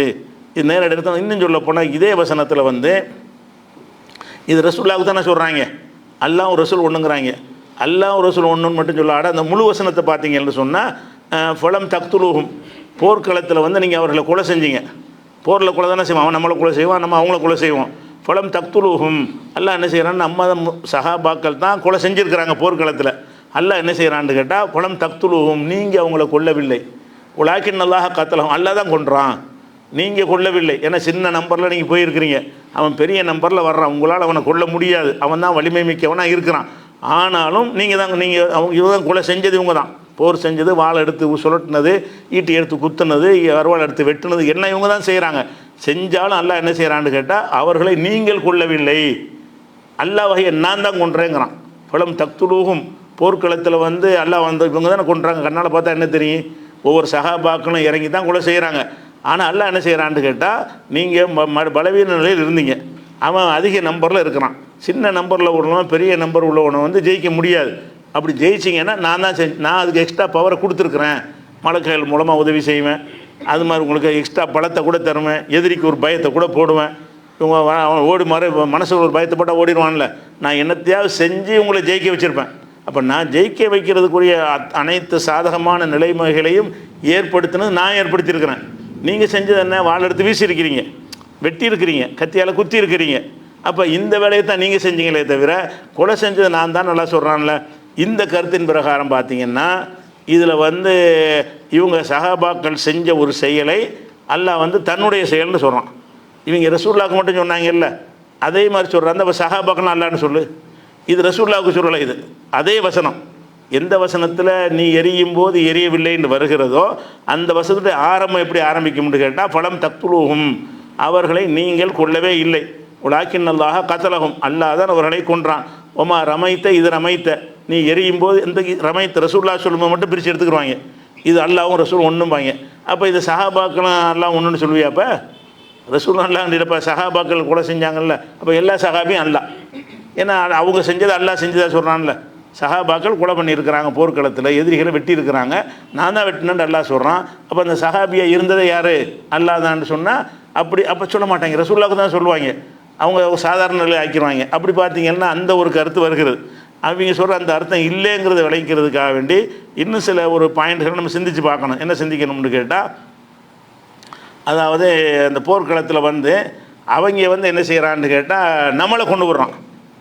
அப்போ வந்து அல்லாஹ் கொண்டான்னு செஞ்சு சொல்லுவீங்களா? இவன் தான் அல்லாஹ் கொலை செஞ்சாலே இவன் தான் அல்லான்னு சொல்லுவதாக இருந்தால் நம்ம அவனை கொள்கிற மாதிரி அவன் நம்மளை கொண்டு விட்டான்னு வைங்க. அப்போ அவன் யாரை கொண்டிருக்கிறான்? அல்லாவை கொண்டிருக்கிறான். அப்படி சொல்லுவோம். அப்படி தானே சொல்லணும். நீ கொலை செய்யும் போது மட்டும் அல்லாஹ் தான் செஞ்சாங்கிறீங்க, கொலை செய்யப்படும் போது அல்லாவை தானே கொண்டு விட்டாங்க அப்படி சொல்லுவீங்களான்னு கேட்டால் அவனுக்கு புரியும். ஓஹோ, நம்ம இலக்கியமாக பார்க்கணும், இதை நேரடியாக நம்ம பார்த்து தப்புன்னு அப்போ தான் விளங்குவாங்க. அந்த மாதிரி நம்ம என்ன செய்யறதில்ல சொல்கிறேன். அப்போ அந்த மாதிரி சொல்கிறது கிடையாது. அதே மாதிரி வந்து இன்னொன்று பார்க்கணும். இதே மாதிரி உள்ள விஷயம் என்னென்னு கேட்டால், வேறு வசனத்தில் ஒரு உதாரணமாக இதே மாதிரி ஸ்டைலில் எல்லாம் சொல்கிறான். அதை இவங்க கரெக்டாக தான் புரிஞ்சுக்கிறாங்க. எப்படி புரிகிறாங்கன்னு கேட்டால், நீங்கள் விவசாயம் பண்ணுறீங்க, விவசாயம் பண்ணும்போது நீங்கள் விவசாயம் பண்ணலாம், நான் தான் பண்ணுறேங்கிறான்ல. நீங்கள் விவசாயம் பண்ணுகிறீர்களே, அதை பற்றி சிந்தித்தீர்களா? நீங்கள் விவசாயம் பண்ணுறீங்களா, நான் பண்ணுறேன்னா நல்லா கேட்குறான். இவன் தான் விவசாயம் பண்ணுறான் அப்படி நல்லாவே சொல்லிவிட்டு நீ பண்ணல நான் தான் பண்ணேங்கிறான். அப்போ அதுக்கு என்ன அர்த்தம்? அஃபரைத்தும் மா தசுரவுன், நீங்கள் விவசாயம் செய்வதை பற்றி சிந்தித்து, அஃபரைத்தும் மா தஹ்ருசூன், நீங்கள் விவசாயம் செய்கிறீர்களே அந்த அந்த அதை பற்றி சிந்தித்து பார்த்தீர்களா? அன்தும் தசுரவுனஹு, நீங்கள் அதை விவசாயம் செய்கிறீர்களா? நஹ்னு ஸாரிஊன், அல்லது நாம் விவசாயம் பண்ணுறோமா அப்படின்னு நல்லா கேட்குறான். இந்த இடத்துல விவசாயம் பண்ணுறது யார்? மனுஷன் தானே விவசாயம் பண்ணுறான். மனுஷன் தான் விவசாயம் பண்ணுறான். அல்லா என்ன செய்கிறான்? நீங்கள் விவசாயம் பண்ணுறீங்க, ஆனால் நீங்கள் நான் தான் பண்ணுறேங்கிறான். அப்படின்னா யார்? விவசாயிகளும் அல்ல. இப்போ விவசாயிகள் பூரா யார்? அவன் அல்லவாயிட்டான்ல. விவசாயத்தை இவன் செய்கிறான், ஆனால் உண்மையில் அல்ல தான் செய்கிறான். விவசாயிக்குள்ளே அல்லா நுழைஞ்சிட்டான், ஊடுருவிட்டான் அப்படின்னு அர்த்தம் செஞ்சீங்கன்னு சொன்னால் விவசாயிகள் பூரா இறைவன் சொல்லுவாங்களா? இது என்ன அர்த்தத்தில் இருக்குது? நீ விவசாயம் செய்கிறீங்கன்னு சொன்னால் விதையை போடுறீங்க, தண்ணி ஊற்றுறீங்கன்னு அர்த்தம். நான் விவசாயம் பண்ணுறேன்னா அது பழம் தரது ஆக்குறது என் வேலை. நீங்கள் போட்ட விதை முளைக்காமல் போச்சுன்னா, போட்ட விதை சாவியாக போச்சுன்னா, நீத்து போச்சுன்னா அது முளைக்காது. அப்போ நீங்கள் என்ன இந்த பேசிக்கான வேலையை தான் நீங்கள் செய்வீங்களே தவிர அதை மரமாக சரியாக வளர்த்து காயாக கனியாக கதிராக உங்கள் கையில் தருவது உங்கள் வேலை கிடையாது. நாடு நேரத்தில் இத்தனை பேர் விவசாயம் பண்ண ஒன்றும் நஷ்டப்பட்டுறானே. விவசாயம் கொண்டு நல்ல கொண்டு கொட்டுறான், அது முளைக்க பதறாக போயிடுது. அப்போ பதறாக போனால் இப்போ என்ன விளங்குது? இங்கே அவனுடைய வேலையும் இல்லை, பின்னாடி இருக்குது. நீ இந்த வேலை பைக்கு தான் உனக்கு உள்ளது. எது? மண்ணை தோண்டி விதையை நட்டி தண்ணி ஊற்றுறது வரைக்கும் தான் உன் வேலை இருக்குது. அதுக்கு பின்னாடி செய்கிற அம்புட்டு வேலையும் நான் செஞ்சுக்கிட்டு இருக்கிறேன். அப்படிங்கிறதுக்கு தான் அல்லாஹ் செய்கிறானே தவிர இவன் செஞ்ச விவசாயத்தை அல்லாஹ் செஞ்சதா அந்த அர்த்தத்தில் சொல்லலை. ஆனால் எப்படி அல்லாஹ் சொல்லி காட்டுறான்? அஃபரைத்தும் மா தஹ்ருசூன், நீங்கள் விவசாயம் செய்வதை பற்றி சிந்தித்து பார்த்தீர்களா? அன்தும் தஸ்ரஊனஹு, நீங்கள் விவசாயம் பண்ணுறீங்களா?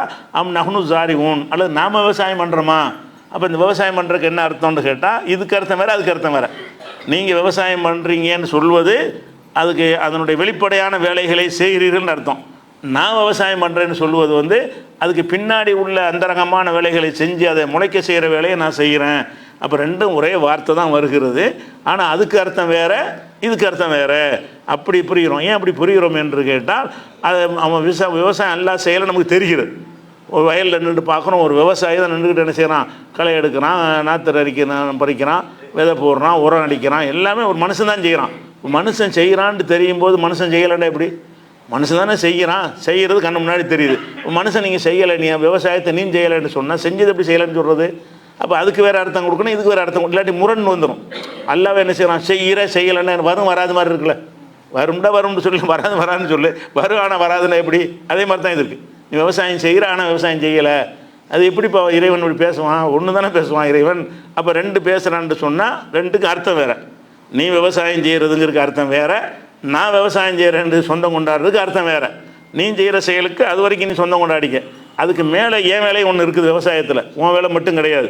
அதுக்கு மேலே என்னுடைய வேலை ஒன்று இருக்கிறது, அந்த வேலைக்கு நீ சொந்தம் கொண்டாடாத அப்படிங்கிறதானே இதுக்கு அர்த்தம். இதை விளங்கின மாதிரி இதை விளங்கிட்டு போயிட வேண்டியது தானே.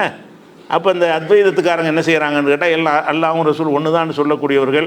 அல்லாவும் மனுஷன் ஒன்று தான், தபம் செஞ்சுக்கிட்டு இருந்தான்னு சொன்னால், அல்லாவுக்கு அர்ப்பணிச்சான்னு சொன்னால் அவன்கிட்ட இறைத்தன்மை வந்துடும், கடவுள் தன்மை வந்துடும். இது எல்லாத்துக்கும் மேலே என்னென்னு கேட்டால் யாருக்கெல்லாம் நீ இறைத்தன்மை வந்துருச்சுங்கிறீங்களா அவங்களாம் செத்துட்டாங்களா? இப்போ யாராவது உயிரோடு இருக்கிறாங்களா?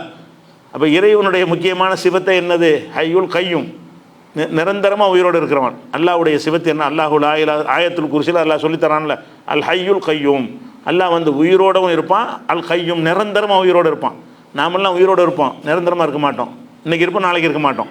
பர்மனெண்ட்டாக உயிரோடு இருக்கிறது என்பது அல்லாஹ்வுக்கு உரிய தனி சிவத்து. அது அந்த சிவத்து இருக்கிறதுனால இப்போ நீங்கள் யாரெல்லாம் இப்படி அத்வைதமாகி அந்த பெரியார் அல்லாவாயிட்டாலும் அந்த பெரியார் அல்லாவாயிட்டார்கள்னு சொல்கிறாங்கன்னு சொன்னால் அவர் இப்போ எங்கேன்னு கேட்கணும்.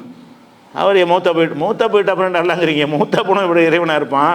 அப்போ இறைவன் அவர்கிட்ட இருந்தார்னா செத்தே இருக்க மாட்டார. மனிதனுக்குள்ளே அல்லாஹ் வந்துடுவாரையானால் இந்த அத்வைதக்காரங்க கருத்து பிரகாரம் இறைவனுக்குள்ளே கடவுள் வந்துட்டார்னு சொன்னால் கடவுளுக்கு சாவு வருமா? கடவுளுக்கு பசி வருமா? கடவுளுக்கு வயிற்று வலி வருமா? கடவுளுக்கு எல்லாம் வந்துச்சு. உங்களுக்குலாம் எந்த பெரியார் எந்த மகான் கடவுள் ஆயிட்டாங்கன்னு சொல்கிறீங்களோ, ரசூல்லாவை எடுத்துக்கிறோமே, அந்த ரசூல்லாவுக்கு நோய் வந்துச்சுல, அப்போ அல்லாவுக்கு தான் நோய் வந்துச்சா?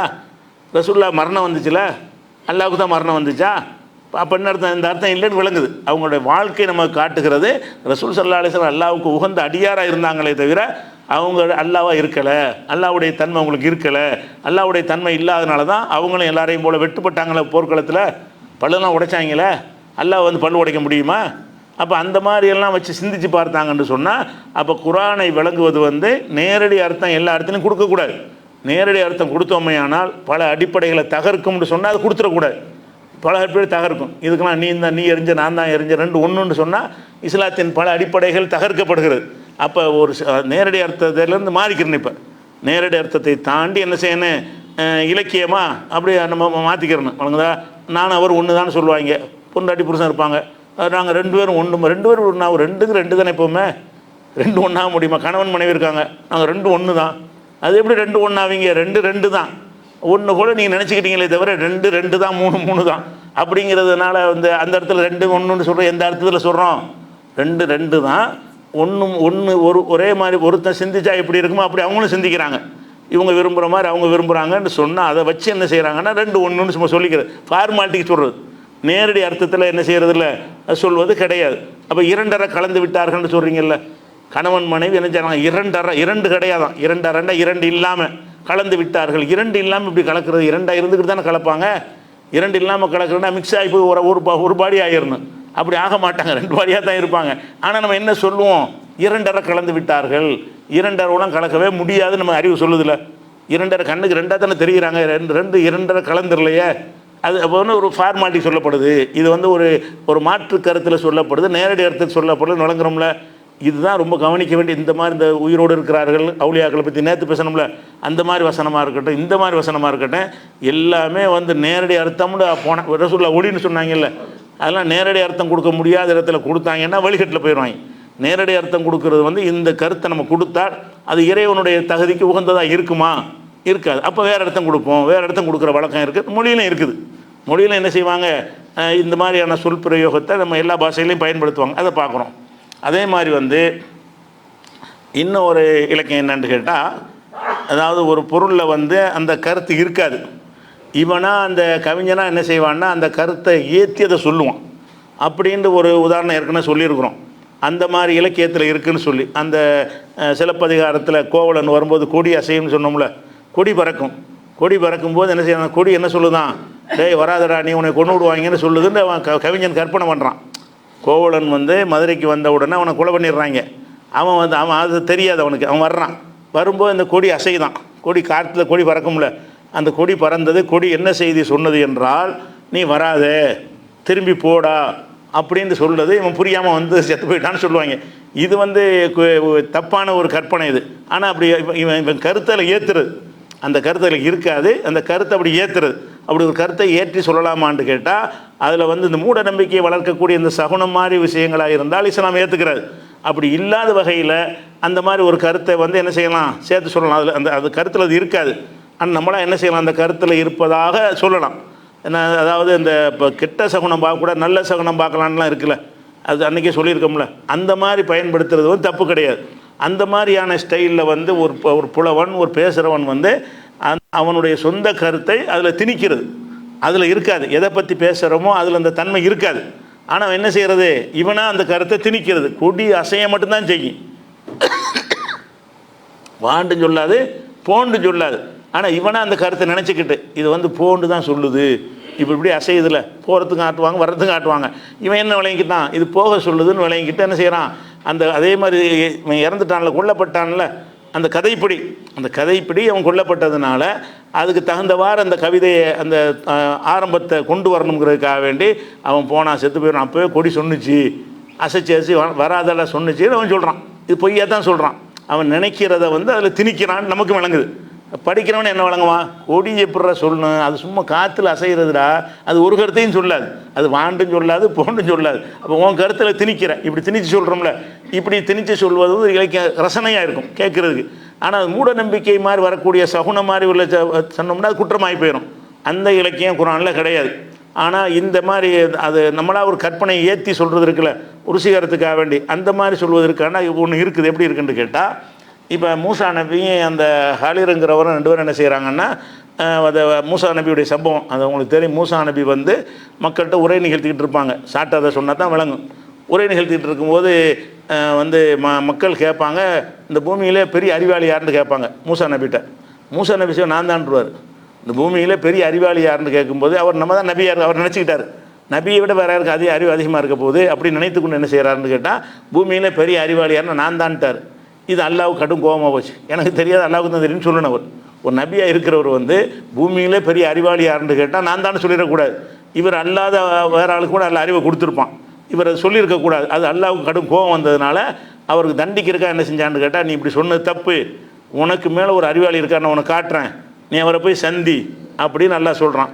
சொன்ன உடனே எப்படி நான் பார்க்குறதுன்னு, நீங்கள் கடலோரமாக போயிட்டே ஏறி அங்கே ஒருத்தர் இருப்பார்னு அந்த ஒரு மீன் கையில் மீன் கூடையில் போட்டு இப்போ வாளியில் போட்டு மீனை எடுத்துக்க, எந்த இடத்துல மீன் அப்படி பாஞ்சி தண்ணிக்குள்ளே விழுந்துருச்சோ அந்த இடத்துல அவர் இருப்பார் என்று ஒரு அடையாளம்லாம் சொல்கிறான். அப்போ போனால் ஒரு ஆள் இருந்துகிட்டு இருப்பார்.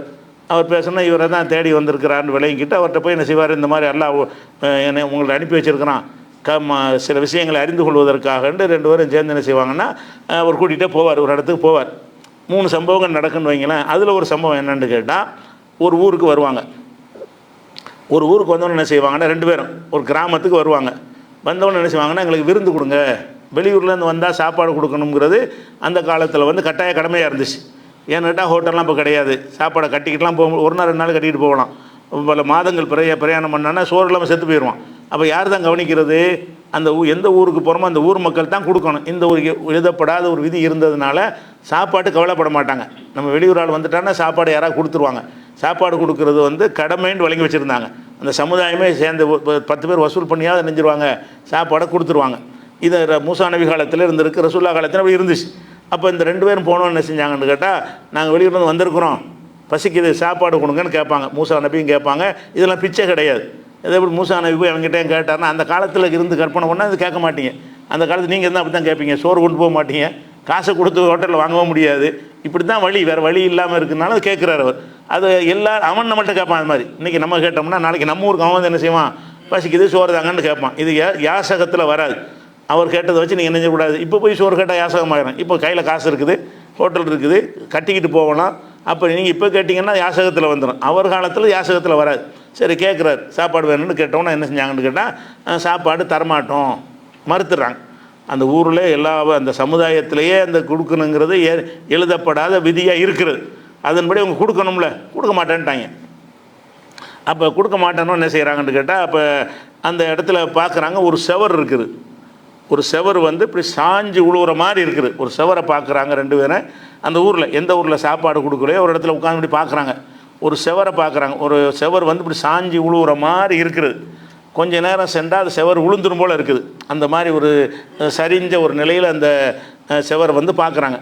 பார்த்தோன்னு என்ன செய்கிறாங்கன்னு கேட்டால், வந்து இந்த கூட வந்த ஹிலர் இருக்கார்ல, அவர் என்ன செய்கிறாருன்னா அதை நிமித்தி அதை பூசி சாயாமல் முட்டுக்கிட்டு கொடுத்து அதை நிமித்தி வைக்கிறார். அந்த மண் செவர் தானே, செவர்னா அந்த இந்த மாதிரி காங்கிரீட் செவர் கிடையாது, மண்ணில் உள்ள செவர் தான். தண்ணியை ஊற்றி இப்படி இழுத்து விட்டால் நின்றுக்கணும். இப்போ சாயிற மாதிரி இருந்தோன்னு என்ன செய்கிறாருன்னா, அந்த சாயாமல் விழாமல் இருப்பதற்காக வேண்டி அந்த காலத்து முறையில் ஏதோ ஒன்று செஞ்சு நிப்பாட்டி வைக்கிறார். முட்டு கொடுத்து நிப்பாட்டி வச்சுருப்பார், இல்லை தண்ணியை தொழிச்சு நிப்பாட்டி ஏதோ ஒரு வகையில் நிப்பாட்டிட்டார். அப்போ நிப்பாட்டினோன்னு என்ன செய்வார், மூசா நபி கேட்பார், எதுக்குப்பா அந்த வேலையை, நம்ம ஊர் சோறே தர மாட்டேன்ட்டாங்க, அவங்க ஊரில் இந்த செவர் விழுந்துட்டு போகுது, நீ எதுக்கு இந்த பொது சேவை செய்கிற, நமக்கு சாப்பாடே கொடுக்கலையா இல்லையா, இது செவரை நிப்பாட்டுறதுக்கு காசு கேட்டுருக்கலாமா இல்லையா, நீங்கள் வந்து இந்த மாதிரி நாங்கள் செவர் விழுவுற மாதிரி இருக்குது, நாங்கள் வந்து அதை சரி பண்ணுறோம், எங்களுக்கு கூலி கொடுன்னு கேட்டிருக்கலாம்ல, இவங்க சாப்பாடு தராதவங்களுக்கு என் ஓசியா செஞ்சேன்னு கேட்குறாரு மூசா நபி. அவர் ஓசியா வந்து அந்த விழப்போகிற செவரை வந்து நிப்பாட்டுறாரு. அப்போ மூசா நபி என்ன செய்கிறாருன்னா, அவருக்கு சாப்பாடு தரலைங்கிற கோவம் தான் அவருக்கு. நம்ம சோறு கேட்டு தரலன்ட்டாங்க, நீ எப்படி இந்த மாதிரி சேவை செய்கிற, நீ விரும்பினா லவ் விஷயத்தில் லத்தகத்தலை ஹஜ்ரா, நீ விரும்பினால் இது கூலி கேட்டிருக்கலாமே, நீ விரும்பி இருந்தால் நாங்கள் இந்த செவர் விழுந்துறோம், நாங்கள் எங்கள் ரிஸ்கில் நாங்கள் செய்கிறோம், எங்களுக்கு ஒரு இவ்வளோ ரூபா கொடுங்க, அல்லது 3 வேளைக்கு சாப்பாடு கொடுங்கன்னு என்னதான் கேட்டிருக்கலாம்ல அப்படின்னு சொல்லுவார். அப்போ என்ன செய்வார்னா, அப்போ அவர் திட்டுவார், கேட்காம நான் சொல்கிறத கேட்டு வரணுமே தவிர எதுத்தெல்லாம் கேள்வி கேட்கக்கூடாதுன்னு ஒரு கண்டிப்பார்னு வைங்களேன். அந்த சம்பவம் விஷயம் இல்லை. இதில் தேவை என்ன விஷயம், இதில் நம்ம இலக்கியம் என்னன்னு கேட்டால், அந்த செவரை பார்க்குறாருல, அந்த செவர் வந்து விழுவுற மாதிரி இருக்குது, அதை பற்றி எல்லாம் என்ன செய்கிறான்னு கேட்டால், அது பயன்படுத்துகிற வார்த்தையை பாருங்கள். இப்போ வஜதா ஃபீஹா ஜிதாரன், அந்த ஊரில் ஒரு சுவரை பார்த்தார்கள் 2 பேரும் என்ன செய்கிறாங்கன்னா, அந்த ஊரில் வந்து ஒரு செவர் சாயிற மாதிரி இருக்கிறத பார்க்குறாங்க. பார்த்தவொன்னே அந்த செவர் எப்படி இருந்துச்சுன்னு சொன்னால், யுரியுது, அந்த செவர் வந்து விரும்பியது, செவர் விரும்பிச்சான், செவர் விரும்பியது என்கல்ல, அது விழுவதற்கு விரும்பியது, இந்த விழப்போகிறதுக்கு அது விரும்புதான், அது விழுவதற்கு அது ஆசைப்பட்டது, அதை வந்து இவர் நிப்பாட்டினான்னு வருது. செவர் விழுவ ஆசைப்படுமா, அது விழுந்துரும்னு தெரிகிறத பார்க்கும் பொழுது ஏதோ நிற்கிறதுக்கு பதிலாக விழுந்துருவோமே அந்த செவரை முடிவு பண்ண மாதிரி அதே சாயிற மாதிரி ஒரு கருத்தில் இந்த வாசகம் வருது. எப்படி வருது? அந்த செவரை பார்த்தார்கள் யுரீது என் கல்ல, அது விழுவதற்கு நாடியது, விழுவதற்கு விரும்பிய ஒரு சுவரை பார்த்தார்கள். சுவர் எப்படி விரும்பும்? அது விழணுமா விழக்கூடாதான்னு சிந்திக்கிற ஒரு அறிவு ஏதாவது இருக்குதா? அதை பார்த்தா விழுகிற மாதிரி இருக்குது, விழணும்னு முடிவு பண்ணிச்சு போல இருக்குது அப்படின்னு சொல்லுவோம்ல, சாவணும்னு முடிவு பண்ணிட்டான் போல இருக்குன்னு சொல்லுவோம். அந்த மாதிரி தான் இது விழணும்னு முடிவு எடுத்துச்சு போல இருக்குது அப்படின்னு சொல்லுவது அது இலக்கியமாக சொல்கிறது. ஏன்னு கேட்டால் அது விரும்பாது நமக்கு தெரியும். சுவருக்கு எந்த விருப்பமும் கிடையாது. அது இயற்கையில் அவனுடைய பலவீனத்தின் காரணமாக ஏதோ ஒரு தட்பவெட்ப சூழ்நிலை காரணமாக அது சாஞ்சி இருக்குது. அந்த சாஞ்சதுக்கு அது விரும்பிலாம் சாயலை, அதுக்கு எந்த ஒரு விருப்பமும் கிடையாது, செவருக்கு எந்த விருப்பமும் கிடையாது. இந்த புலவன் மாதிரி கொடி ஆடும்போது கற்பனை பண்ணாங்கல்ல, அந்த மாதிரி என்ன செய்கிறாங்கன்னு கேட்டால் அந்த கற்பனை வார்த்தையெல்லாம் போடுறான். எப்படி போடுறான்? அதை பார்க்கும் பொழுது முடிவு பண்ணி விழுவுற மாதிரி தெரியுது பாரு, இந்த விழுவ போகிறன்னு முடிவு எடுத்த மாதிரி இருக்குது அப்படின்னு சொல்லி அது நிப்பாட்டினான்னு வருது. அது விழ போகணுன்னு முடிவு எடுக்கவே செய்யாது, நம்ம அந்த அர்த்தம் எடுக்க மாட்டோம். அப்போ விழுவதற்கு நாடியதுன்னு அதில் இருந்தால் கூட விழும் நிலையில் இருந்தது, அவ்வளோதான். அதுக்கு எப்படி நம்ம அர்த்தம் செய்வோம்? விழுவதற்கு அது நாடியது, அப்படி ஒரு சுவரை கண்டார்கள் அர்த்தம் செய்யாமல் விழும் நிலையில் ஒரு சுவரை கண்டார்கள். அது எப்படி நாடும்? அதுக்கு நாடுவது, நினைக்கிறது, முடிவு பண்ணுறது, சிந்திக்கிறதுலாம் அது கிடையாது, இருக்கிற மாதிரி வருது. இது அது நாடியதுன்னு சொன்னாலே அதுக்கு மூளை இருக்கிற மாதிரி, அதுக்கு இதயம் இருக்கிற மாதிரி, சிந்திக்கிற மாதிரிலாம் வருது. அந்த சுவர் சாயறதுக்கு எந்த ஒரு முடிவு அது எடுக்க தெரியாது, விளங்குதா? சூழ்நிலை அந்த மண்ணுடைய அமைப்பை பொறுத்து சாஞ்சிருக்கும். அதுவாக சாஞ்சி இருக்கிறதுக்கு அல்லாஹ் என்ன மாதிரி வார்த்தையை பயன்படுத்துகிறான்னு கேட்டால், ஒரு சுவரை பார்த்தார்கள், விழும் நிலையில் ஒரு சுவரை பார்த்தார்கள்னு சொல்லாமல் விழ ஆசைப்பட்ட ஒரு சுவரை பார்த்தார்கள்ங்கிறான். விழுவதற்கு ஆசைப்பட்டிருக்கக்கூடிய ஒரு சுவரை பார்த்தார்கள்னா சுவரை எப்படி ஆசைப்பட நமக்கு தெரிகிறது, ஆசைப்படாது. அப்போ இது ஒரு இலக்கியமாக என்ன செய்கிறது? அது இல்லாத ஒரு கருத்தை இருப்பதாக ஏற்றி சொல்வது. இது அடிப்படை கொள்கைக்கு மாற்றம் இல்லாட்டி இது இலக்கிய சுவையாக போயிடும். இது அல்லாஹ் கண்டிக்கலை. இந்த மாதிரி சொல்கிறது ஒரு ரசனைக்கான கேட்க நல்லா இருக்கும்ல. சாதாரணமாக சொல்வதை விட இந்த மாதிரி ஓமையின் மூலமாக சொல்வது கொஞ்சம் மக்களை ஈர்க்கக்கூடியதாக இருக்கும். அந்த மாதிரி விஷயத்தை இருக்கிறது. அதே மாதிரி இதே மாதிரி ஸ்டைலில் இன்னொரு உதாரணம் சொல்வதாக இருந்தால், சுலைமான் நபியுடைய சம்பவத்தை சொல்லலாம். சுலைமான் நபி என்ன செய்கிறாங்கன்னு கேட்டால், அவங்க ஜின்களையெல்லாம் நல்லா வசப்படுத்தி கொடுத்துருந்தான். அந்த ஜின்களை கொண்டு என்ன செய்கிறாருன்னா, அந்த பைத்துல் முகத்தஸ் பள்ளியெல்லாம் கட்டுற வேலையை ஜின்னை கொடுத்துருக்கிறார். கொடுத்துட்டு என்ன செய்கிறாருன்னு கேட்டால், அவர் கண்காணிச்சிட்டே இருக்கிறார். சுலைமான் நபி இந்த ஜின்களெல்லாம் வேலை செய்தான்னு கண்காணிச்சிட்டே இருக்கிறார். ஏன் கண்காணிச்சிட்டு இருக்கிறாருன்னு கேட்டால், இவங்க ஏமாற்றிட்டு போயிடக்கூடாது. சுலைமான் நபி நிற்கிறாருன்னு சொன்னால் ஒழுங்காக வேலை பார்ப்பாங்க. ஜின்கள் இயல்பாக அந்த வேலையெல்லாம் செய்யாது, சுலைமான் நபிக்கு பயந்துக்கிட்டு தான் செய்யும். ஏன்னுட்டு அல்லாஹ் அதுக்கு அந்த கண்ட்ரோலை கொடுத்துருக்குறான். சுலைமான் நபிக்கு அந்த ஜின்களை வசப்படுத்தக்கூடிய தன்மையை கொடுத்துருக்குறான். அது கட்டுப்பட மறுத்தால் நான் தண்டிப்பேங்கிற அளவுக்கு அது எச்சரிக்கை பண்ணியிருக்கிறான். அதனால் ஜின்கள் என்ன செய்யணும்னு கேட்டால், அது யாருக்கும் கட்டுப்படவே செய்யாது, நம்மளை விட வலிமையான படைப்பு. ஆனால் சுலைமான் நபிக்கு மட்டும் என்ன செய்கிறான், அல்லாஹ் அவரை கண்டால் ஒரு பயம் வர்ற மாதிரி அப்படி ஆக்கி வச்சுருக்கிறான். அதனால் அவர் நிற்கிறாருங்கும்போது ஒழுங்காக வேலை செய்வாங்க. அவர் பார்த்துக்கிட்டே இருக்கிறார். பார்த்துட்டே இருந்தவொன்னே என்ன ஆகுதுன்னு கேட்டால், அந்த இருந்த மேனிக்கு அவர் இறந்துடுறார். அதாவது கைத்தடியை ஊண்டிக்கிட்டு நிற்கிறார், நின்றுக்கிட்டு இருக்கிறாரு. அது ஆள் மூத்தா போயிடுறாரு நின்றுக்கிட்ட. அந்த ஜின்கள் என்ன செய்கிறாங்கன்னு கேட்டால், அவர் உசுரோடு நின்று பார்க்குறாருன்னு நினச்சிக்கிட்டு வேலை பார்க்குறாங்க. அவர் மூத்தா போயிட்டார், மூத்தா போய் நிற்கிறார். 2 காலில் நிற்க இயலாது, கைத்தடி இருந்தாலும் நிற்கிறார். அவர் மனுஷன் செத்துட்டா நிற்க இயலுமா? நீங்கள் 2 காலில் நிற்கிறீங்க, உசுறு போச்சுன்னா விழுந்துருவீங்க. அந்த உசுர் பேலன்ஸ்லாம் நம்ம நிற்கிறோம். உசுறு இருந்தால் தான் பேலன்ஸு. உசுறு போச்சுன்னு சொன்னால் 2 காலில் நிற்கவே முடியாது. அதுக்கு தான் ஆட்டோவெலாம் 3 காலில் நிற்கிது. 2 கால் பைக்கு சாஞ்சிருதில்ல. 2 காலில் உள்ள சைக்கிள் சாஞ்சிரும். 3 காலில் உள்ளது நிற்கும், சாயாது, பெறலாது. 4 கால் இருந்தால் நிற்கும்.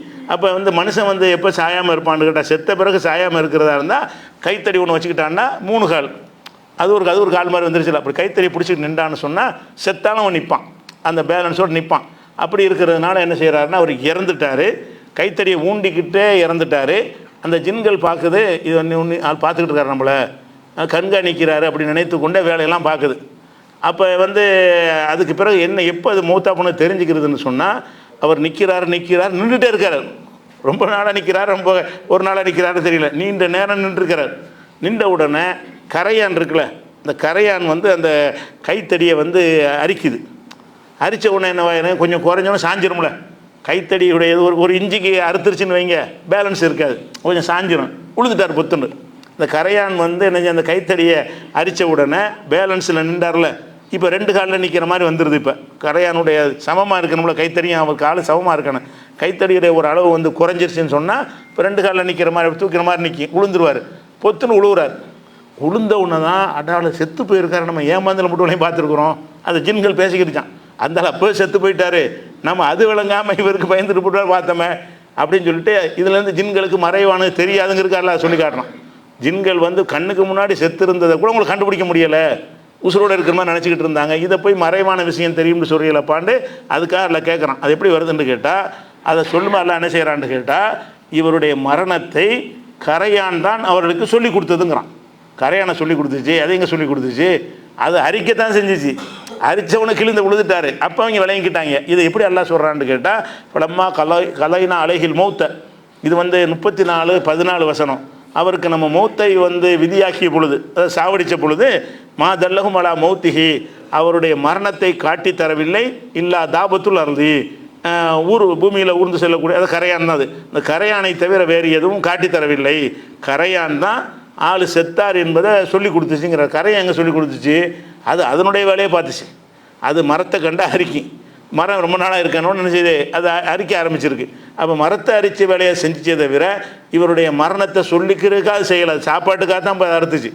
அந்த கரையான் வந்து மரங்களை அரிக்கிறதுக்குன்னு கேட்டால் அதனுடைய உணவுக்காக தானே, மரங்களை வந்து கரையான் சாப்பிடுறது தானே அரிக்கும்.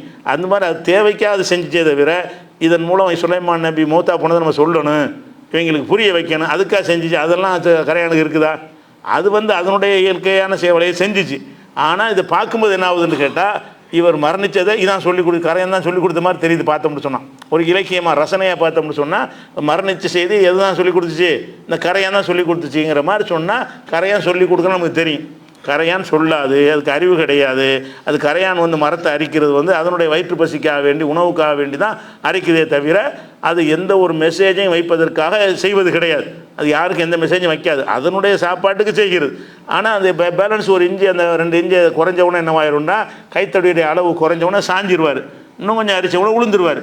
அப்போ கரையான் அரிச்சு அந்த விழுந்ததுனால தான் கண்டுபிடிச்சாங்க. அப்போ விழுந்ததை வைத்துத்தான் அவர்கள் மரணத்தை அறிந்தார்கள். சுலைமான் நபிக்கு அந்த மரணத்தை சொல்லி கொடுத்தது எதுன்னு கேட்டால், அவர் கீழே விழுந்தது தான். அப்போ கீழே விழுந்ததுக்கு என்ன காரணம்னு பார்க்கும்போது இந்த கரையான். அப்போ அது காரணமாக இருக்கிறதுனால கீழே விழுந்தது தான் மரணத்தை அறிவிக்குது. கீழே விழுந்ததுக்கு எது காரணம், இந்த கரையான் காரணம். கரையானால் அது அரிச்சதுனால என்ன செய்கிறான்னு கேட்டால், கரையானே மௌத்து செய்தியை சொன்ன மாதிரி எல்லாம் என்ன செய்கிறான், அந்த வாசகத்தை போடுறான். இதெல்லாம் அந்த இலக்கியம் மாதிரி உள்ளது. அது பேசாதுன்னு தெரியும், அது அந்த எந்த ஒரு செய்தியும் கொடுக்காதுன்னு தெரியும். இந்த செவர் மாதிரி தான், செவர் பேசாதில்ல, அந்த மாதிரி கரையானும் பேசாது. கரையான் வந்து மௌத்து செய்தியை சொல்கிறதுக்கு எல்லாம் படைச்சிருக்கிறான், அது அதனுடைய வேலையை செய்கிறது. அது நேற்று விழுந்ததுனால நமக்கு என்ன தெரியுதுன்றா, செத்துட்டார்னு விளங்கிருச்சு ஜின்களுக்கு. இந்த மாதிரி பயன்படுத்தக்கூடிய சொற்களும் எல்லா மொழிலையும் இருக்குது. இப்படியும் குரானில் இருக்கும். அப்போ என்ன செய்யக்கூடாது, நேரடி அர்த்தம் எல்லாத்தையும் செஞ்சிடக்கூடாது. எந்த விஷயங்கள் வந்து சிந்திக்கணும்.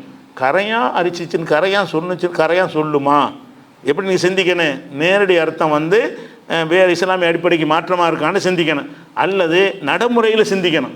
நடைமுறையில் செவர் வந்து விரும்புமா, இது பெரிய படிப்புலாம் தேவையில்லை. செவர் வந்து விழ ஆசைப்பட்டுச்சுன்னு சொன்னால் செவர் இப்படி ஆசைப்பட, அப்போ அந்த அர்த்தத்தில் சொல்லலை. கரையானை இப்படி ஒரு மெசேஜ் வைக்கும், அது மெசேஜ் வைக்கிற படைப்பு இல்லையே, அது அதனுடைய வேலையை பார்க்குற படைப்பு தானே. அப்படின்னு சிந்திச்சு பார்த்தீங்கன்னா அது கரையான் வந்து மெசேஜெல்லாம் வைக்கலை. அது மூத்து வந்து ஒரு விழுந்ததை வச்சு தான் கண்டுபிடிச்சிட்டாங்க. விழுந்தது காரணம் கரையானு, இது காரணமாக இருந்ததுனால அதுவே செஞ்ச மாதிரி ஒரு உருவகத்தை படுத்தி அல்லாஹ் என்ன செய்கிறான்னா சொல்கிறான்னு இப்படி புரிஞ்சுக்கிறணுமே தவிர, அந்த பொருந்தாட்டம் அப்படி தான் புரிஞ்சுக்கிறோம். கரையான் வந்து இது நேரடியாக பேச நினச்சிவாங்கன்னா, கரையான் வந்து சுலைமான் நபி கூப்பிட்டு சுலைமானே இவர் மூத்தா போயிட்டார்னு சொன்னிச்சிம்பாங்க. ஏன்னா அப்படி தான் வருது, கரையான் வந்து அறிவிச்சு கொடுத்துச்சுங்கிறது வந்து அப்படி அர்த்தம் செஞ்சிங்கன்னா அது பேசுச்சின்னு வரும். ஆனால் அறிவித்து கொடுத்தது சொல்லும்போது எல்லாம் என்ன செய்கிறான்னு கேட்டால், அதாவது எல்லா தாபத்துறது தாக்குழு மின்சாத்தகு, அவருடைய கைத்தடியை சாப்பிடுவதன் மூலமாக அந்த கரையான் தான் மூத்த அறிவித்து கொடுத்து, பேசி அறிவித்து கொடுக்கல, கைத்தறியை சாப்பிட்டு தான் அறிவித்து கொடுத்துன்னு எல்லாம் சொல்லிவிட்டான். அது சுலைமான் எப்படி தான் பேசுமே அப்படின்னு கூட நினைக்கலாம்ல. சுலைமான் எப்படி தான் கரையான் பேசும், எறும்பும் பேசுமே அப்படின்னு கூட இதுக்கு அர்த்தம் செய்யறதுக்கு முடியாது. ஏன்னு கேட்டால் அந்த அர்த்தத்தை சொல்லலைங்கிறது தான் எல்லாம் என்ன செய்கிறான்னு கேட்டால், கரையான் தான் அதை காட்டி கொடுத்தது. எப்படி காட்டி கொடுத்தது, குழு மின்சாத்தகு, அவருடைய கைத்தடியை ஊண்டி கொண்டிருந்த கைத்தடியை சாப்பிடுவதன் மூலமாக காட்டி கொடுத்தது. அப்போ பேசிலாம் காட்டி கொடுக்கல. அப்போ மௌத்தை அறிவிக்கிறது அந்த கரையான் வேலை கிடையாது அப்படின்னு நேரடியாக விளங்கிக்கிறோம். இந்த மாதிரி இலக்கியங்களும் குரானில் இருக்குது. அதே மாதிரி வந்து ஒரு மனுஷன் கோவப்படுறான்னு வைங்க, கோபம்ங்கிறது மனுஷனுக்குரிய ஒரு குணம், கெட்ட குணம் இருக்கக்கூடாது ஒரு குணம்னு வைங்களேன். சில நேரத்தில் வரவும் செய்யும், விளங்குதா, தவிர்க்க நினைச்சாலும் நம்மளை மிஞ்சிக்கிட்டு வந்துடும். இந்த கோபத்தை வந்து ஒருத்தன் அடக்கணும்னு சொன்னால் என்ன செய்வோம்? கோபத்தை அடக்கிக்கன்னு சொல்லுவோம். அப்படி தானே சொல்லுவோம். கோவப்படாதப்பா, கோபத்தை கொஞ்சம் அடக்கிக்கொள்ளுன்னு சொன்னால் அது நேரடி அர்த்தம். கோபம் வந்து அடக்கத்தான் வேணும். பொங்கி எழக்கூடிய ஒன்றை நம்ம அடக்கிறோன்னு வருதுல. கோபத்தை அடக்கி கொள்ளுங்கள், கோபத்தை குறைத்து கொள்ளுங்கள், இப்படி ஏதோ ஒன்று சொல்லுவோம். கோபத்தை குறைச்சிக்க, கோபம் கொள்ளாது, ஏதாவது ஒன்று. ஒருத்தன் கோபம் கொள்ளக்கூடாதுன்னா கோபம் கொள்ளாதுன்னு சொல்லுவோம், அல்லது கோபத்தை அடக்கிக்கன்னு சொல்லுவோம், அல்லது கோபத்தை குறைத்துக்கன்னு சொல்லுவோம். இதுதான் அதுக்கு பயன்படுத்தக்கூடிய நம்முடைய வாசகமாக இருக்கிறது. அல்லாஹ் என்ன செய்கிறான்? அந்த கோபத்தை சொல்லும் பொழுது ஒரு வித்தியாசமான வார்த்தையை வந்து பயன்படுத்துகிறான். என்ன பயன்படுத்துகிறான்னு கேட்டால், இந்த வாயில் போட்டு மெல்றாங்கல்ல, அதுக்கு பேர் அரபியில் வந்து கலமன்னு சொல்லுவாங்க. அல்லாஹ் என்ன கோபம் வந்துருச்சுன்னா கோபத்தை மென்று முழுங்குவார்கள்ங்கிறான். அல்லாஹ் கோபத்துக்கு என்ன வார்த்தையை போடுறான்னா, ஒரு காலிமீனல் கையில், கோபத்தை வந்து மென்று தின்று விடுவார்கள். கோபத்து மேலே கோபப்படணும். நம்ம கோபம் இருக்குல்ல, அது மேலே ரொம்ப கோபம் வரணும். கோபம் வந்து கடிச்சு தின்றுணும் கோபத்தை. அப்படிங்கிற மாதிரி உதாரணம் காட்டிது. கோபம் என்பதற்கு மேலே நம்ம கோபம் வந்து அதை கடித்து திங்கணும். கோபத்தை கடித்து தின்று, கோபத்தை கடித்து தின்றுனா கோபப்படாதுன்னு அர்த்தம். கோபப்படாதுன்னு சொல்லும்போது உள்ள அந்த இனிமை கோபத்தை கடித்து தின்னுங்கும் போது வந்து அதிகமாக இருக்குது. கோவப்படாதுன்னு சாதாரண ஒரு அர்த்தம். அது பெரிய சிந்தனைக்கு வேலை இல்லை, ஒரு ருசிகரமாக அதில் ஒன்றுமே இல்லை. இந்த தேன் தடவி பேக்கிங் பண்ணி கொடுக்கணுங்கிற தன்மை இருக்குல்ல, அதெல்லாம் இருந்தால் தானே கவர்ச்சியாக இருக்கேன். அந்த கோபத்துக்கெல்லாம் என்ன செய்யறான்னு கேட்டால், ஒவ்வொரு தன்மையாக சொல்லும் பொழுது இந்த நல்ல பண்புலாம் அவங்கள்ட்ட இருக்கணும்னு சொல்லும் பொழுது தங்களுடைய பொருளாதாரத்தை கஷ்டத்துலையும் வந்து செழிப்புலையும் செலவழிப்பார்கள். இது நல்லவங்களுடைய அடையாளம் அப்படின்னு சொல்லிட்டு ஒரு காலு மீனல் கையில், கோபத்தை மென்று முழுங்குவார்கள். கோபத்தை மென்று முழுங்குறதுங்கிறது அங்கே மெல்றதுக்கு என்ன உணவாது? கோபங்கிறது மெல்றதுக்குரிய சாமானாது, அது பொருளே கூட கிடையாது. உணவு பொருளை விட்டுருங்க, ஏதாச்சும் ஒரு பொருளாது, ஒரு பேப்பர், ஒரு மரக்கட்டை, அதை கூட மெல்லலான்னு வைங்க. இது மெல்றதுக்கு கோபத்தை எப்படி மெல்லுவீங்க? கோபங்கிறது வாய்க்கு சம்மந்தப்பட்டதே கிடையாது. சொல்லப்போனால் கோபங்கிறது மூளையில் ஏற்படக்கூடிய அந்த சிந்தனையில் ரத்த கொதிப்பு தான் கோபங்கிறது. கோபத்துக்கும் வாய்க்கும் ஒரு சம்மந்தமும் கிடையாது. ஆனால் என்ன செய்யணும்னா, கோபம் வந்த உடனே கோபத்தை அடக்கிறதுக்கெல்லாம் எப்படி சொல்கிறான்னு கேட்டால், கோபம் உன்னைய வந்து தப்பு செய்ய அத்துமீற தூண்டும். நீ என்ன செய்யணும்? கோபம் வந்தவுடனே அதை கடிச்சு தின்று, கோபத்தை கடித்து முழுங்கிரு. அப்போ கடித்து முழுங்குவதன் மூலமாக அந்த கோபத்தின் மீது உனக்கு வெறுப்பு வந்து அந்த கோபத்தை கடித்து சாப்பிட்ருன்னு சொல்வது மூலமாக இந்த கோபங்கிற டாப்பிக்கை உன்ட்ட வரக்கூடாது அப்படின்னு சொல்வதற்கு அல்லாஹ் என்ன செய்கிறான்னு கேட்டால், இது நடைமுறையில் இல்லாத ஒரு விசித்திரமான ஒரு சொல்லை போட்டு அல்லாஹ் சொல்கிறான். கோபத்தை மென்று முழுங்குவார்கள், இது நல்லடியார்களுடைய பண்புங்கிறான். அப்போ கோபத்தை மென்று, கோபத்தை எப்படி மெல்றதுன்னு கேட்டால் என்ன செய்வாங்க? கோபத்தை மெல்றதுன்னா மென்று காட்டு பார்ப்போம். கோபத்தை மெல்றதுனா கோபத்தை கொண்டு வா, நான் மென்று காட்டுறேன்னு சொல்ல முடியுமா? கோபங்கிறது ஒரு பொருள் கிடையாது. முதல்ல பொருளாக இருக்கணும், ரெண்டாவது உணவுப் பொருளாக இருக்கணும். இது கோபங்கிறது ஒரு குணம் தான். அதுக்கு வாய்க்கு சம்மந்தமே கிடையாது. மூளையில் ஏற்படக்கூடிய ஒரு சிந்தனை, மூளையில் ஏற்படக்கூடிய ஒரு தாக்கம், அதுக்கு பேர் தானே கோபம். அந்த கோபத்தை வந்து மென்று முழுங்குவார்கள்ன்ற அந்த வாசகம் வந்து குர்ஆனில் பயன்படுத்தப்பட்டிருக்கு. அந்த அர்த்தம் கிடையாது, நேரடி அர்த்தம் கிடையாது. இப்போ நேரடி அர்த்தம் கிடையாது, நம்மளால் சிந்திச்சு என்ன செய்யணும்? இது மென்றதெல்லாம் அங்கே சொல்லவே இல்லை, கோவப்படாதேங்கிறான். இந்த வார்த்தைக்கு நம்ம என்ன அர்த்தம் செஞ்சுக்கிறேன்னு, நீ கோபம் கொள்ளாத, அதை வந்து கொஞ்சம் நெய் தடவி, பெயிண்ட் தடவி, கலர் பூசி உங்களுக்கு ஒரு வித்தியாசமாக நல்லா தர்றான், கேட்க நல்லா இருக்குமேங்கிறதுக்காக வேண்டி. அந்த மாதிரியான ஒரு இலக்கிய சொல்லும் இருக்கிறது. அதே மாதிரி வந்து இன்னொரு இதே மாதிரியா உள்ள என்னென்னு கேட்டால், மூசா நபி என்ன செய்கிறாங்கன்னு கேட்டால், ஃபிரௌன்ட்டு அல்லாஹ் அனுப்புகிறான். அனுப்பும்போது என்ன செய்கிறான்னு அவங்க செய்கிறாங்க, பயப்படுறார். அல்லாஹ் நீ போய் அவன்கிட்ட போய் அனுப்புகிற, அவன் சரியான கொடுமைக்காரனாக இருக்கிறான், அவன்கிட்ட போய் நான் எப்படி ஃபிரௌன்கிட்ட போய் பிரச்சாரம் பண்ணுவது? அவன் வந்து ஏற்கனவே எனக்கு ஒரு குற்றச்சாட்டு வேறு இருக்குது. ஒரு ஆளை கொண்டு விட்டாருன்னா அடித்தாரு, செத்து போயிட்டான். அது ஒருத்தன் கோவத்தில் போய் என்ன செய்கிறாருன்னு அவன் அடித்தார், ஆளை செத்து போயிட்டான். அதில் ஓடி போயிடுவார் மூசா நபி. அந்த குற்றம் வேறு எனக்கு இருக்கிறது, அதுக்கு வேறு விசாரிக்க பண்ணான்னு பண்ணுவான். அதனால் நான் எப்படி போவேன் அப்படின்ட்டு மூசா நபி அல்லாட்ட கேட்பார். அப்போ மூசா நபிட்டு அல்லாஹ் சொல்லுவான், ஷனசுத்து அழுதக்க, உன்னுடைய கையை வந்து நம்ம பலப்படுத்துவோம், அகிக்க, உன்னுடைய சகோதரர் மூலமாக உன்னுடைய கையை பலப்படுத்துவோங்கிறான். கையை பலப்படுத்துறதுங்க அர்த்தத்தில் எங்கே சொல்கிறான்? உன்னுடைய ஹாரூன் என்ற சகோதரர் மூலமாக உனக்கு பிரச்சனை இருக்குமே என்று சொன்னால், உன்னுடைய சகோதரர் மூலமாக உன்னுடைய கரத்தை வலுப்படுத்துவோம் அப்படிங்கிறான். இந்த கரத்தை வலுப்படுத்தல் என்பது வந்து நம்ம சாதாரணமாக இந்த தேர்தல் நேரத்தில் என்ன செய்வீங்க? எங்கள் கரத்தை வலுப்படுத்துங்கள்ங்கிறாங்க. என் கரம் வீக்காக இருக்கவனுக்கு கரத்தை வலுப்படுத்துறதுன்னா கரத்தை நாடுறான். எங்கள் கரத்தை வலுப்படுத்துங்கன்னா ஓட்டு போட்டு ஜெயிக்க வைங்கன்ற அர்த்தம். ஆனால் என்ன அர்த்தத்தில் சொல்கிறான்? எங்களுடைய கையை வலுப்படுத்துங்கள், எங்கள் கரத்தை வலுப்படுத்துங்கள், எங்களை ஜெயிக்க வைத்து எங்களை கரத்தை வலுப்படுத்துங்கன்னு அந்த கை என்ற வார்த்தையை வந்து கையை வலுப்படுத்துறது என்பது ஆளையை வலுப்படுத்துறதுக்குன்னு அர்த்தம். கையை சொன்னாலும் கையை கொண்டு கருத்து என்ன? முழுசாக அந்த மனுஷனே வலுப்படுத்துறது தான். கைக்கு மட்டும் வலுப்படுத்துறது கிடையாது. கையை மட்டும் எக்ஸசைஸ் பண்ணி வலுவாக்கி விட்டால் அதுக்கு அவன் கேட்குறான், அது கிடையாது.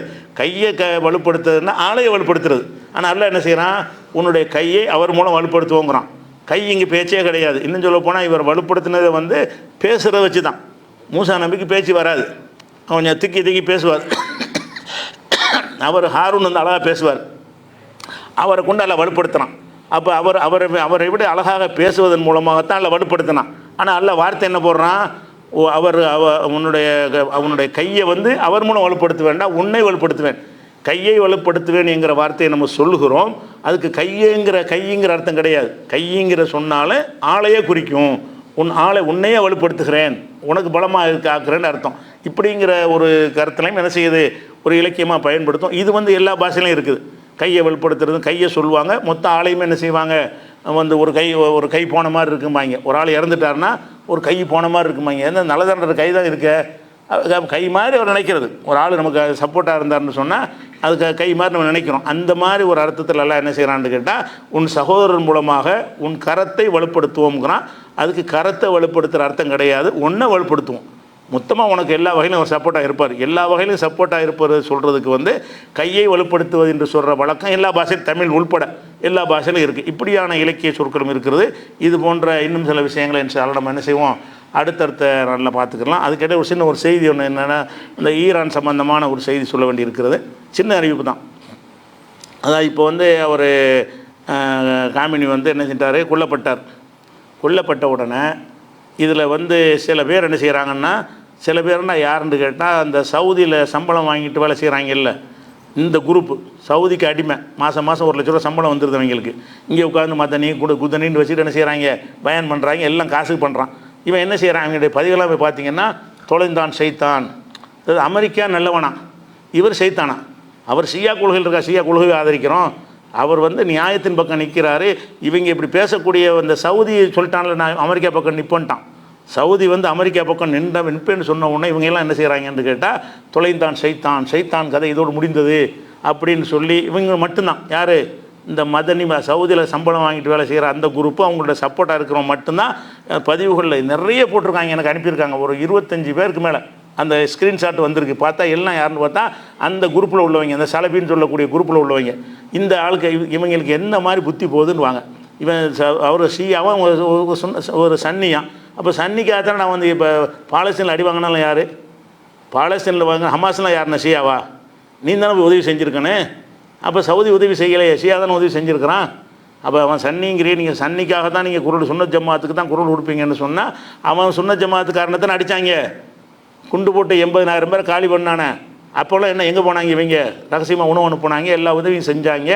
அதுக்கு ஷியான்னு சொல்லக்கூடிய தான் உதவி செஞ்சான். ஷியான்னு அது கொள்கை விஷயத்துக்கு அவன் சொல்கிற கொள்கை நீ ஏற்றுக்கிறாது, அதான் இஸ்லாமிய கடமையை தவிர இந்த விஷயத்தில் வந்து நம்ம எப்படி முடிவு எடுக்கணும், அது நல்லது கெட்டது தான் பார்க்கணும். இந்த விஷயத்தில் அவன் ஒருத்தன் தான் என்ன செய்கிறான், ஒரு அநியாயம் நடக்கும்போது தட்டி கேட்குறான், நமக்கு எந்த இழப்பு வந்தாலும் பரவாயில்லைன்னு ஒரு பெரிய சக்தியை எடுத்து நிற்கிறான்.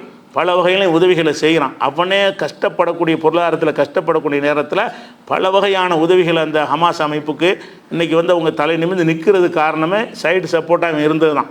இவனுடைய ஆளுக்க தான் ஹவுதிகள் அடித்தது, இவனுடைய ஆளுக்க தான் ஹிஸ்புல்லாங்கிறது இவனுடைய ஆளுக்க தான். இவங்க தான் அவங்களுக்கு வலுவேற்றினாங்க. இதை மறந்துட்டு செய்கிறாங்கன்னா, பொது வெளியில் ஒரு காஃபிர் பார்த்தா கூட சிரிப்பான், இப்படி மாட இருப்பாங்க இவங்க. இது இஸ்லாத்தில் அப்படி இருக்குதா? இஸ்லாத்தில் வந்து நமக்கு ரசூல்லா காலத்தில் இதே மாதிரி ஒரு சண்டை அடைஞ்சி, அது ஒரு உதாரணம் சொல்லி முடிச்சுக்கிறேன். ரசூல்லா காலத்தில் வந்து மக்காவில் இருக்கிற காலத்தில் வந்து பாரசீகம்னா இப்போ உள்ள ஈரான் தான், பாரசீகத்துக்கு ரோமாபுரினா இத்தாலி. அந்த காலத்தில் ரெண்டுமே வல்லரசு. இத்தாலின்ற ஒரு வல்லரசு, பாரசீகம் ஒரு வல்லரசு, 2 பேருக்கும் சண்டை நடக்குது. சண்டை நடக்கும்போது பாரசீகம் ஜெயிச்சிருச்சு, இத்தாலி தோற்று போச்சு. இது தோற்றவுன்னு என்ன செய்கிறாங்கன்னு கேட்டால், மக்காவில் உள்ள காபிர்கள்லாம் இது அவங்க கொண்டாடுறாங்க, இது அவங்களுக்கு சம்மந்தமே இல்லை, நமக்கு சம்மந்தம் இல்லை. அவங்க ரெண்டு இனம், இத்தாலியில் உள்ளவர்கள் கிறிஸ்தவ மார்க்கத்தில் உள்ளவங்க, ஈரானில் உள்ளவர்கள் நெருப்பை வணங்குறவங்க. ஈரானில் உள்ள இந்த பாரசீகர்கள் வந்து நெருப்பு மஜூசிமாங்கல்ல, மஜூசி கொள்கையில் அவங்க இருக்கிறாங்க. இவங்க வந்து வேதக்காரர்கள், மறுமை சொர்க்கம் ஆகிரத்து அல்லான்னு சொல்லக்கூடியவங்க யார், இத்தாலியில் உள்ளவங்க. அப்போ இந்த ஜெயிச்சவனு என்ன செய்கிறாங்கன்னு கேட்டால், யார் ஜெயிச்சிட்டான்னு கேட்டால் பாரசி ஜெயிச்சிருச்சு. அப்போ மக்கா காஃபிர்லாம் என்ன பண்ணான்னு கேட்டால், இது வந்து பயங்கர சந்தோஷம். என்னன்னு கேட்டால், முகமது மாதிரி கொள்கையில் இருக்கிறவங்க ரோமாபுரிக்காரங்க, மறுமை சொர்க்கம்னு சொல்கிறாங்க. நம்ம மாதிரி கொள்கையில் இருக்கிறவன் ஈரான்காரன், அவன் ஜெயிச்சே சந்தோஷம் நமக்கு, நம்ம கருத்தில் உள்ளவன் ஜெயிச்சிட்டான்னு சொல்லிட்டு சந்தோஷப்படுறாங்க. எதில் சந்தோஷப்படுறாங்க, அன்னைக்கு ஈரான் வந்து இஸ்லாமிய நாட்டில் வந்துடுது. அன்னைக்கு ஈரான் என்னவா இருந்துச்சுன்னு சொன்னால் நெருப்பை கடவுளாக்கி வணங்கக்கூடியவங்களாக இருந்தாங்க. அப்போ நெருப்பு கண்டதையும் வணங்குறது தான் மக்கா காஃபிர் கொள்கை. நம்ம கொள்கைக்கு நெருக்கமாக இருக்கிறவன் பார்சிக்காரன், முகமது கொள்கைக்கு நெருக்கமாக இருக்கிறவன் இத்தாலிக்காரன். இப்போ யார் ஜெயிச்சா? எங்கள் கொள்கை தான் ஜெயிச்சது அப்படிங்கிறதுக்கு இந்த எங்கேயோ நடந்த ஒரு சண்டையை எங்களுக்கு இருந்து சொல்லி அவன் என்ன செய்கிறான், அதை புகழ்ந்து பெருமை கொண்டுட்டு இருக்கிறான். அப்போ அல்லாஹ் என்ன செய்கிறான்னா இதுக்குன்னு ஒரு சூறா இறக்குறான். சூறாவுக்கு பேர் ரூம்டா, 30வது சூறா ரூமாபுரின்னு அந்த சூறாவுக்கு பேர்.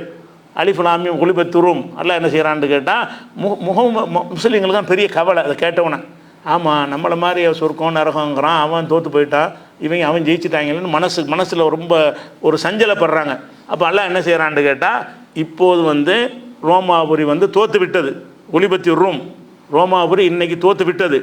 ஆனால் சில நாட்களுக்கு பிறகு சில ஆண்டுகளில் இதே ரோமாபுரி வந்து பாரசீகத்தை வெற்றி கொள்ளும். அல்லாஹ் சொல்லிக்கார் ஒலிபத்தி ரூம்னு சொல்லிட்டு பின் ஒகும் மிம்பாதி கலபிஹிம் சயகலிபூன், இன்னைக்கு தோத்ததுக்கு பிறகு மறுபடியும் ஜெயிப்பார்கள். ஓ யௌம இதின் எஃப்ரஹுல் மூமினூன், அப்போ மூமின்கள் மகிழ்ச்சி அடைவார்கள். யார் வெற்றியில்? இந்த இத்தாலி வெற்றியில் வந்து மகிழ்ச்சி அடைவார்கள்னு அல்லாஹ் சொல்லி காட்டுறான். அவன் என்ன முஸ்லீமா?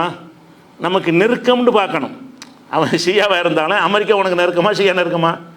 அமெரிக்காக்காரன் உனக்கு யார் உனக்கு நெருக்கமானவன் அப்படின்னு சிந்திக்கணும். அப்போ இந்த ரெண்டையும் வச்சு பார்க்கணும்னா அந்த பிரச்சனை எடுத்துக்கொண்டாலும் இவன் பக்கம் நியாயம் இருக்குது. ரெண்டாவது நம்ம யார் பக்கம் நிற்கணும்னு கேட்டால் அந்த ரோமாபுரி பக்கம் நிற்க சொல்லியிருக்கானே. அன்னைக்கு பாரசீகர்கள் வந்து மக்கா காஃபிர் மாதிரி இருந்தாங்க, ரோமாபுரி வந்து கிறிஸ்தவ கொள்கையில் இருந்தாங்க. அப்படி இருக்கும் பொழுது இதை சிந்தித்து பார்த்தோம்னு சொன்னால் இந்த ஈரான் பக்கம் தார்மீகமாக அந்த வெற்றியிலே சந்தோஷப்படணும்.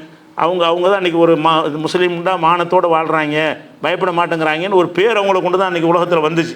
உலகத்தில் எல்லாருமே முஸ்லீம்னா கோலை பயந்தாங்குள்ளி அடி வாங்கி சாவுவாங்கன்னு இருந்த ஒன்றை வந்து அவன் என்னவா இருந்தாலும் முஸ்லீம் கணக்கான வர்றான் உலகத்துக்கு. அப்போ அதன் மூலமாக முஸ்லீம்களுக்கு ஒரு அந்தஸ்து தரக்கூடிய வேலையை அவன் செஞ்சுருக்கிறான். அதுக்காக நிறைய இழந்திருக்கிறான். பொருளாதாரத்தோட அது இதுன்னு எக்கச்சக்கமான இழப்புகளுக்கு மத்தியிலையும் அந்த கொள்கைக்காக நிற்கிறான்ல. அவன் எவனாக இருந்தால் உனக்கு என்ன அந்த கொள்கையை சொன்னால் ஏற்றுக்கிறாத. அலியை வந்து கும்பிட்டான்னு கும்பிடாத. அவன் இன்றைக்கி உங்கள் பக்கம் நின்றானா இல்லையா? பைத்துல் முகத்தஸ் யாருடைய? அவன் விஷயமா? இவங்க விஷயம் தானே, நம்ம விஷயம் தானே. அதுக்கு வந்து நீ தானே இஸ்ரேல் அங்கீகரிக்க மாட்டேன்னு ஒரு ஆள் தானே சொல்லிகிட்டு இருக்கிறான். அந்த மாதிரிலாம் இருக்கிறான்னு செய்யும்போது கொஞ்சம் விசுவாசம், நன்றி விசுவாசம் இருக்குன்னு. இன்னும் சொல்ல போனால் அந்த கம்யூனிஸ்ட்டுகள், பகுத்தறிவாளர்கள், அறிவுஜீவிகள் எல்லாருமே ஈரான் பக்கம் பேசுகிறாங்க. இவங்க இந்த பதிவை போட்டவுடனே கீழே நுழைஞ்சு காரி துப்புறாங்க. இப்படியுமா முஸ்லீமில் இருப்பானுவோ? அவங்க எல்லாம் சேர்ந்த ஒரு ஆளை வந்து செத்துட்டாரு, அவருக்கு கொல்லப்பட்டிருக்கிற அந்த கொல்லப்பட்டது அநியாயம் தானே, அநியாயமாக தானே போய் கொண்டுருக்குறாங்க. அநியாயமாக கொண்டுட்டாங்களேன்னு சொல்லிட்டு ஒரு உணர்வு வராமல் மாஷா அல்லா அல்ஹம்துலில்லாங்கிறாங்க. போய் செய்தான் நரகத்தின் கொல்லிக்கட்டை செத்ததுங்கிறானுவோ. இதெல்லாம் யார்? இதெல்லாம் ஒன்றும் சலவி. அவன் மார்க்கத்தை சொல்லக்கூடியவங்களாம் எவ்வளோ கேடு கட்டவங்களாக இருக்கான்னு பாருங்கள். அரசியல்வாதிகள்லேருந்து அம்புட்டு பேரும் இதோட நியாயத்தை விளங்கி இந்த பக்கம் பேசிக்கிட்டு இருக்கிறாங்க. நம்மளை விட ஷியாவை எதிர்த்தது யார் இருக்கா? இன்றைக்கி ஷியா கொள்கைக்கு வந்து அவ்வளோ கடுமையான பதிவுகள் நான் தான் போட்டிருக்கிறேன், நிறைய போட்டிருக்கிறோம், பேசியிருக்கிறோம். அப்படி இருந்தும் கூட இது ஷியா அந்த மேட்ரு இல்லை. அதுக்காக பஞ்சாயத்து நடக்குது. அப்போ அவன் ஷியான்னு சொன்னால் அமெரிக்காக்காரன் அவங்க சலபியா? அப்படி சொன்ன அப்போ அமெரிக்காக்காரன் சலபியான்டா. அமெரிக்காக்காரன் சலபி இல்லைப்பா. அதை வழங்காமல் என்ன செய்கிற? ஏன்னா அவன் அமெரிக்காக்காரன் சலபிங்கிற மாதிரி, இவன் ஷியாங்கிற மாதிரி, இவன் சலபி பக்கம் நிற்கிறோன்னாலும் ஒரு அர்த்தம் இருக்குது. அவன் யார் இவன் யார்? இவன் வந்து உனக்கு ரோமாபுரி மாதிரி நெருக்கமானவன். இன்னைக்கு இந்த கணக்குப்படி பார்த்தீங்கன்னா அவன் வந்து பாரசீகர் மாதிரி நமக்கு நெருக்கம் இல்லாதவன். இவன் ரோமாபுரி இத்தாலி மாதிரி நமக்கு நெருக்கமானவன். இந்த ரெண்டு பேரையும் கம்பேர் பண்ணி பார்த்தீங்கன்னா அமெரிக்க இஸ்ரேலுடைய அந்த சித்தாந்தமும் ஈரானுடைய ஷியாவுடைய சித்தாந்தம் ஒப்பிட்டு பார்த்தீங்கன்னா இவன் நெருக்கமானவன். இவன் நமக்கு ஆகிரத்து மருமை அதெல்லாம் சொல்லக்கூடியவன். முகமது ஸல்லல்லாஹு அலைஹி வஸல்லம் ஏற்றுக்கிறான்ல அப்படின்னா யாருன்னு கேட்பான்லவன். அந்த மாதிரி வித்தியாச நெருக்கத்தில் இருக்கும் பொழுது அதை கூட விளங்காமல் என்ன செய்ய. இதுக்கு தனியாக நான் 1.5 மணி நேரம் பேசியிருக்கிறேன், நிறைய ஆதாரங்கள்லாம் கொடுத்து. அதை வேணால் நாளைக்கு எடுத்து போட்டு விட்றேன், அது பதிவில். இதில் ரொம்ப நேரம் பேச முடியாது. ஆனால் இப்படி இருக்கிறாங்க தகவலுக்கு ரொம்ப மன வருத்தம். இப்படியுமா இருப்பானு அந்த நேரத்தில் வந்துக்கிட்டு அவங்க அழிக்கப்பட வேண்டியவன், ஒழிக்கப்பட வேண்டியவன், அப்படி இப்படின்னு என்னென்னத்தையும் எழுதுகிறாங்க. அது தகவலுக்காக தான். இதெல்லாம் வந்துட்டு இவங்களை அலட்சியப்படுத்துங்க. இது மாதிரி இருந்தாலும் மக்களை இவங்க தாவா பண்ண மாட்டாங்க, நாசமாக்கிடுவானுவோம். எல்லாம் அந்த அரபு நாட்டு காசுக்காக வேண்டி சவுதியில் அந்த முடிவு எடுத்துட்டான்ல, சவுதியில் முடிவு எடுத்ததுனால நம்மளை ஆதரிக்கணும், இல்லாட்டி கட் பண்ணிடுவாங்க. அதுக்காக தான் அந்த வேலை நடந்துக்கிட்டு. தகவல் புரிஞ்சுக்கணும். அஸ்ஸலாமு அலைக்கும்.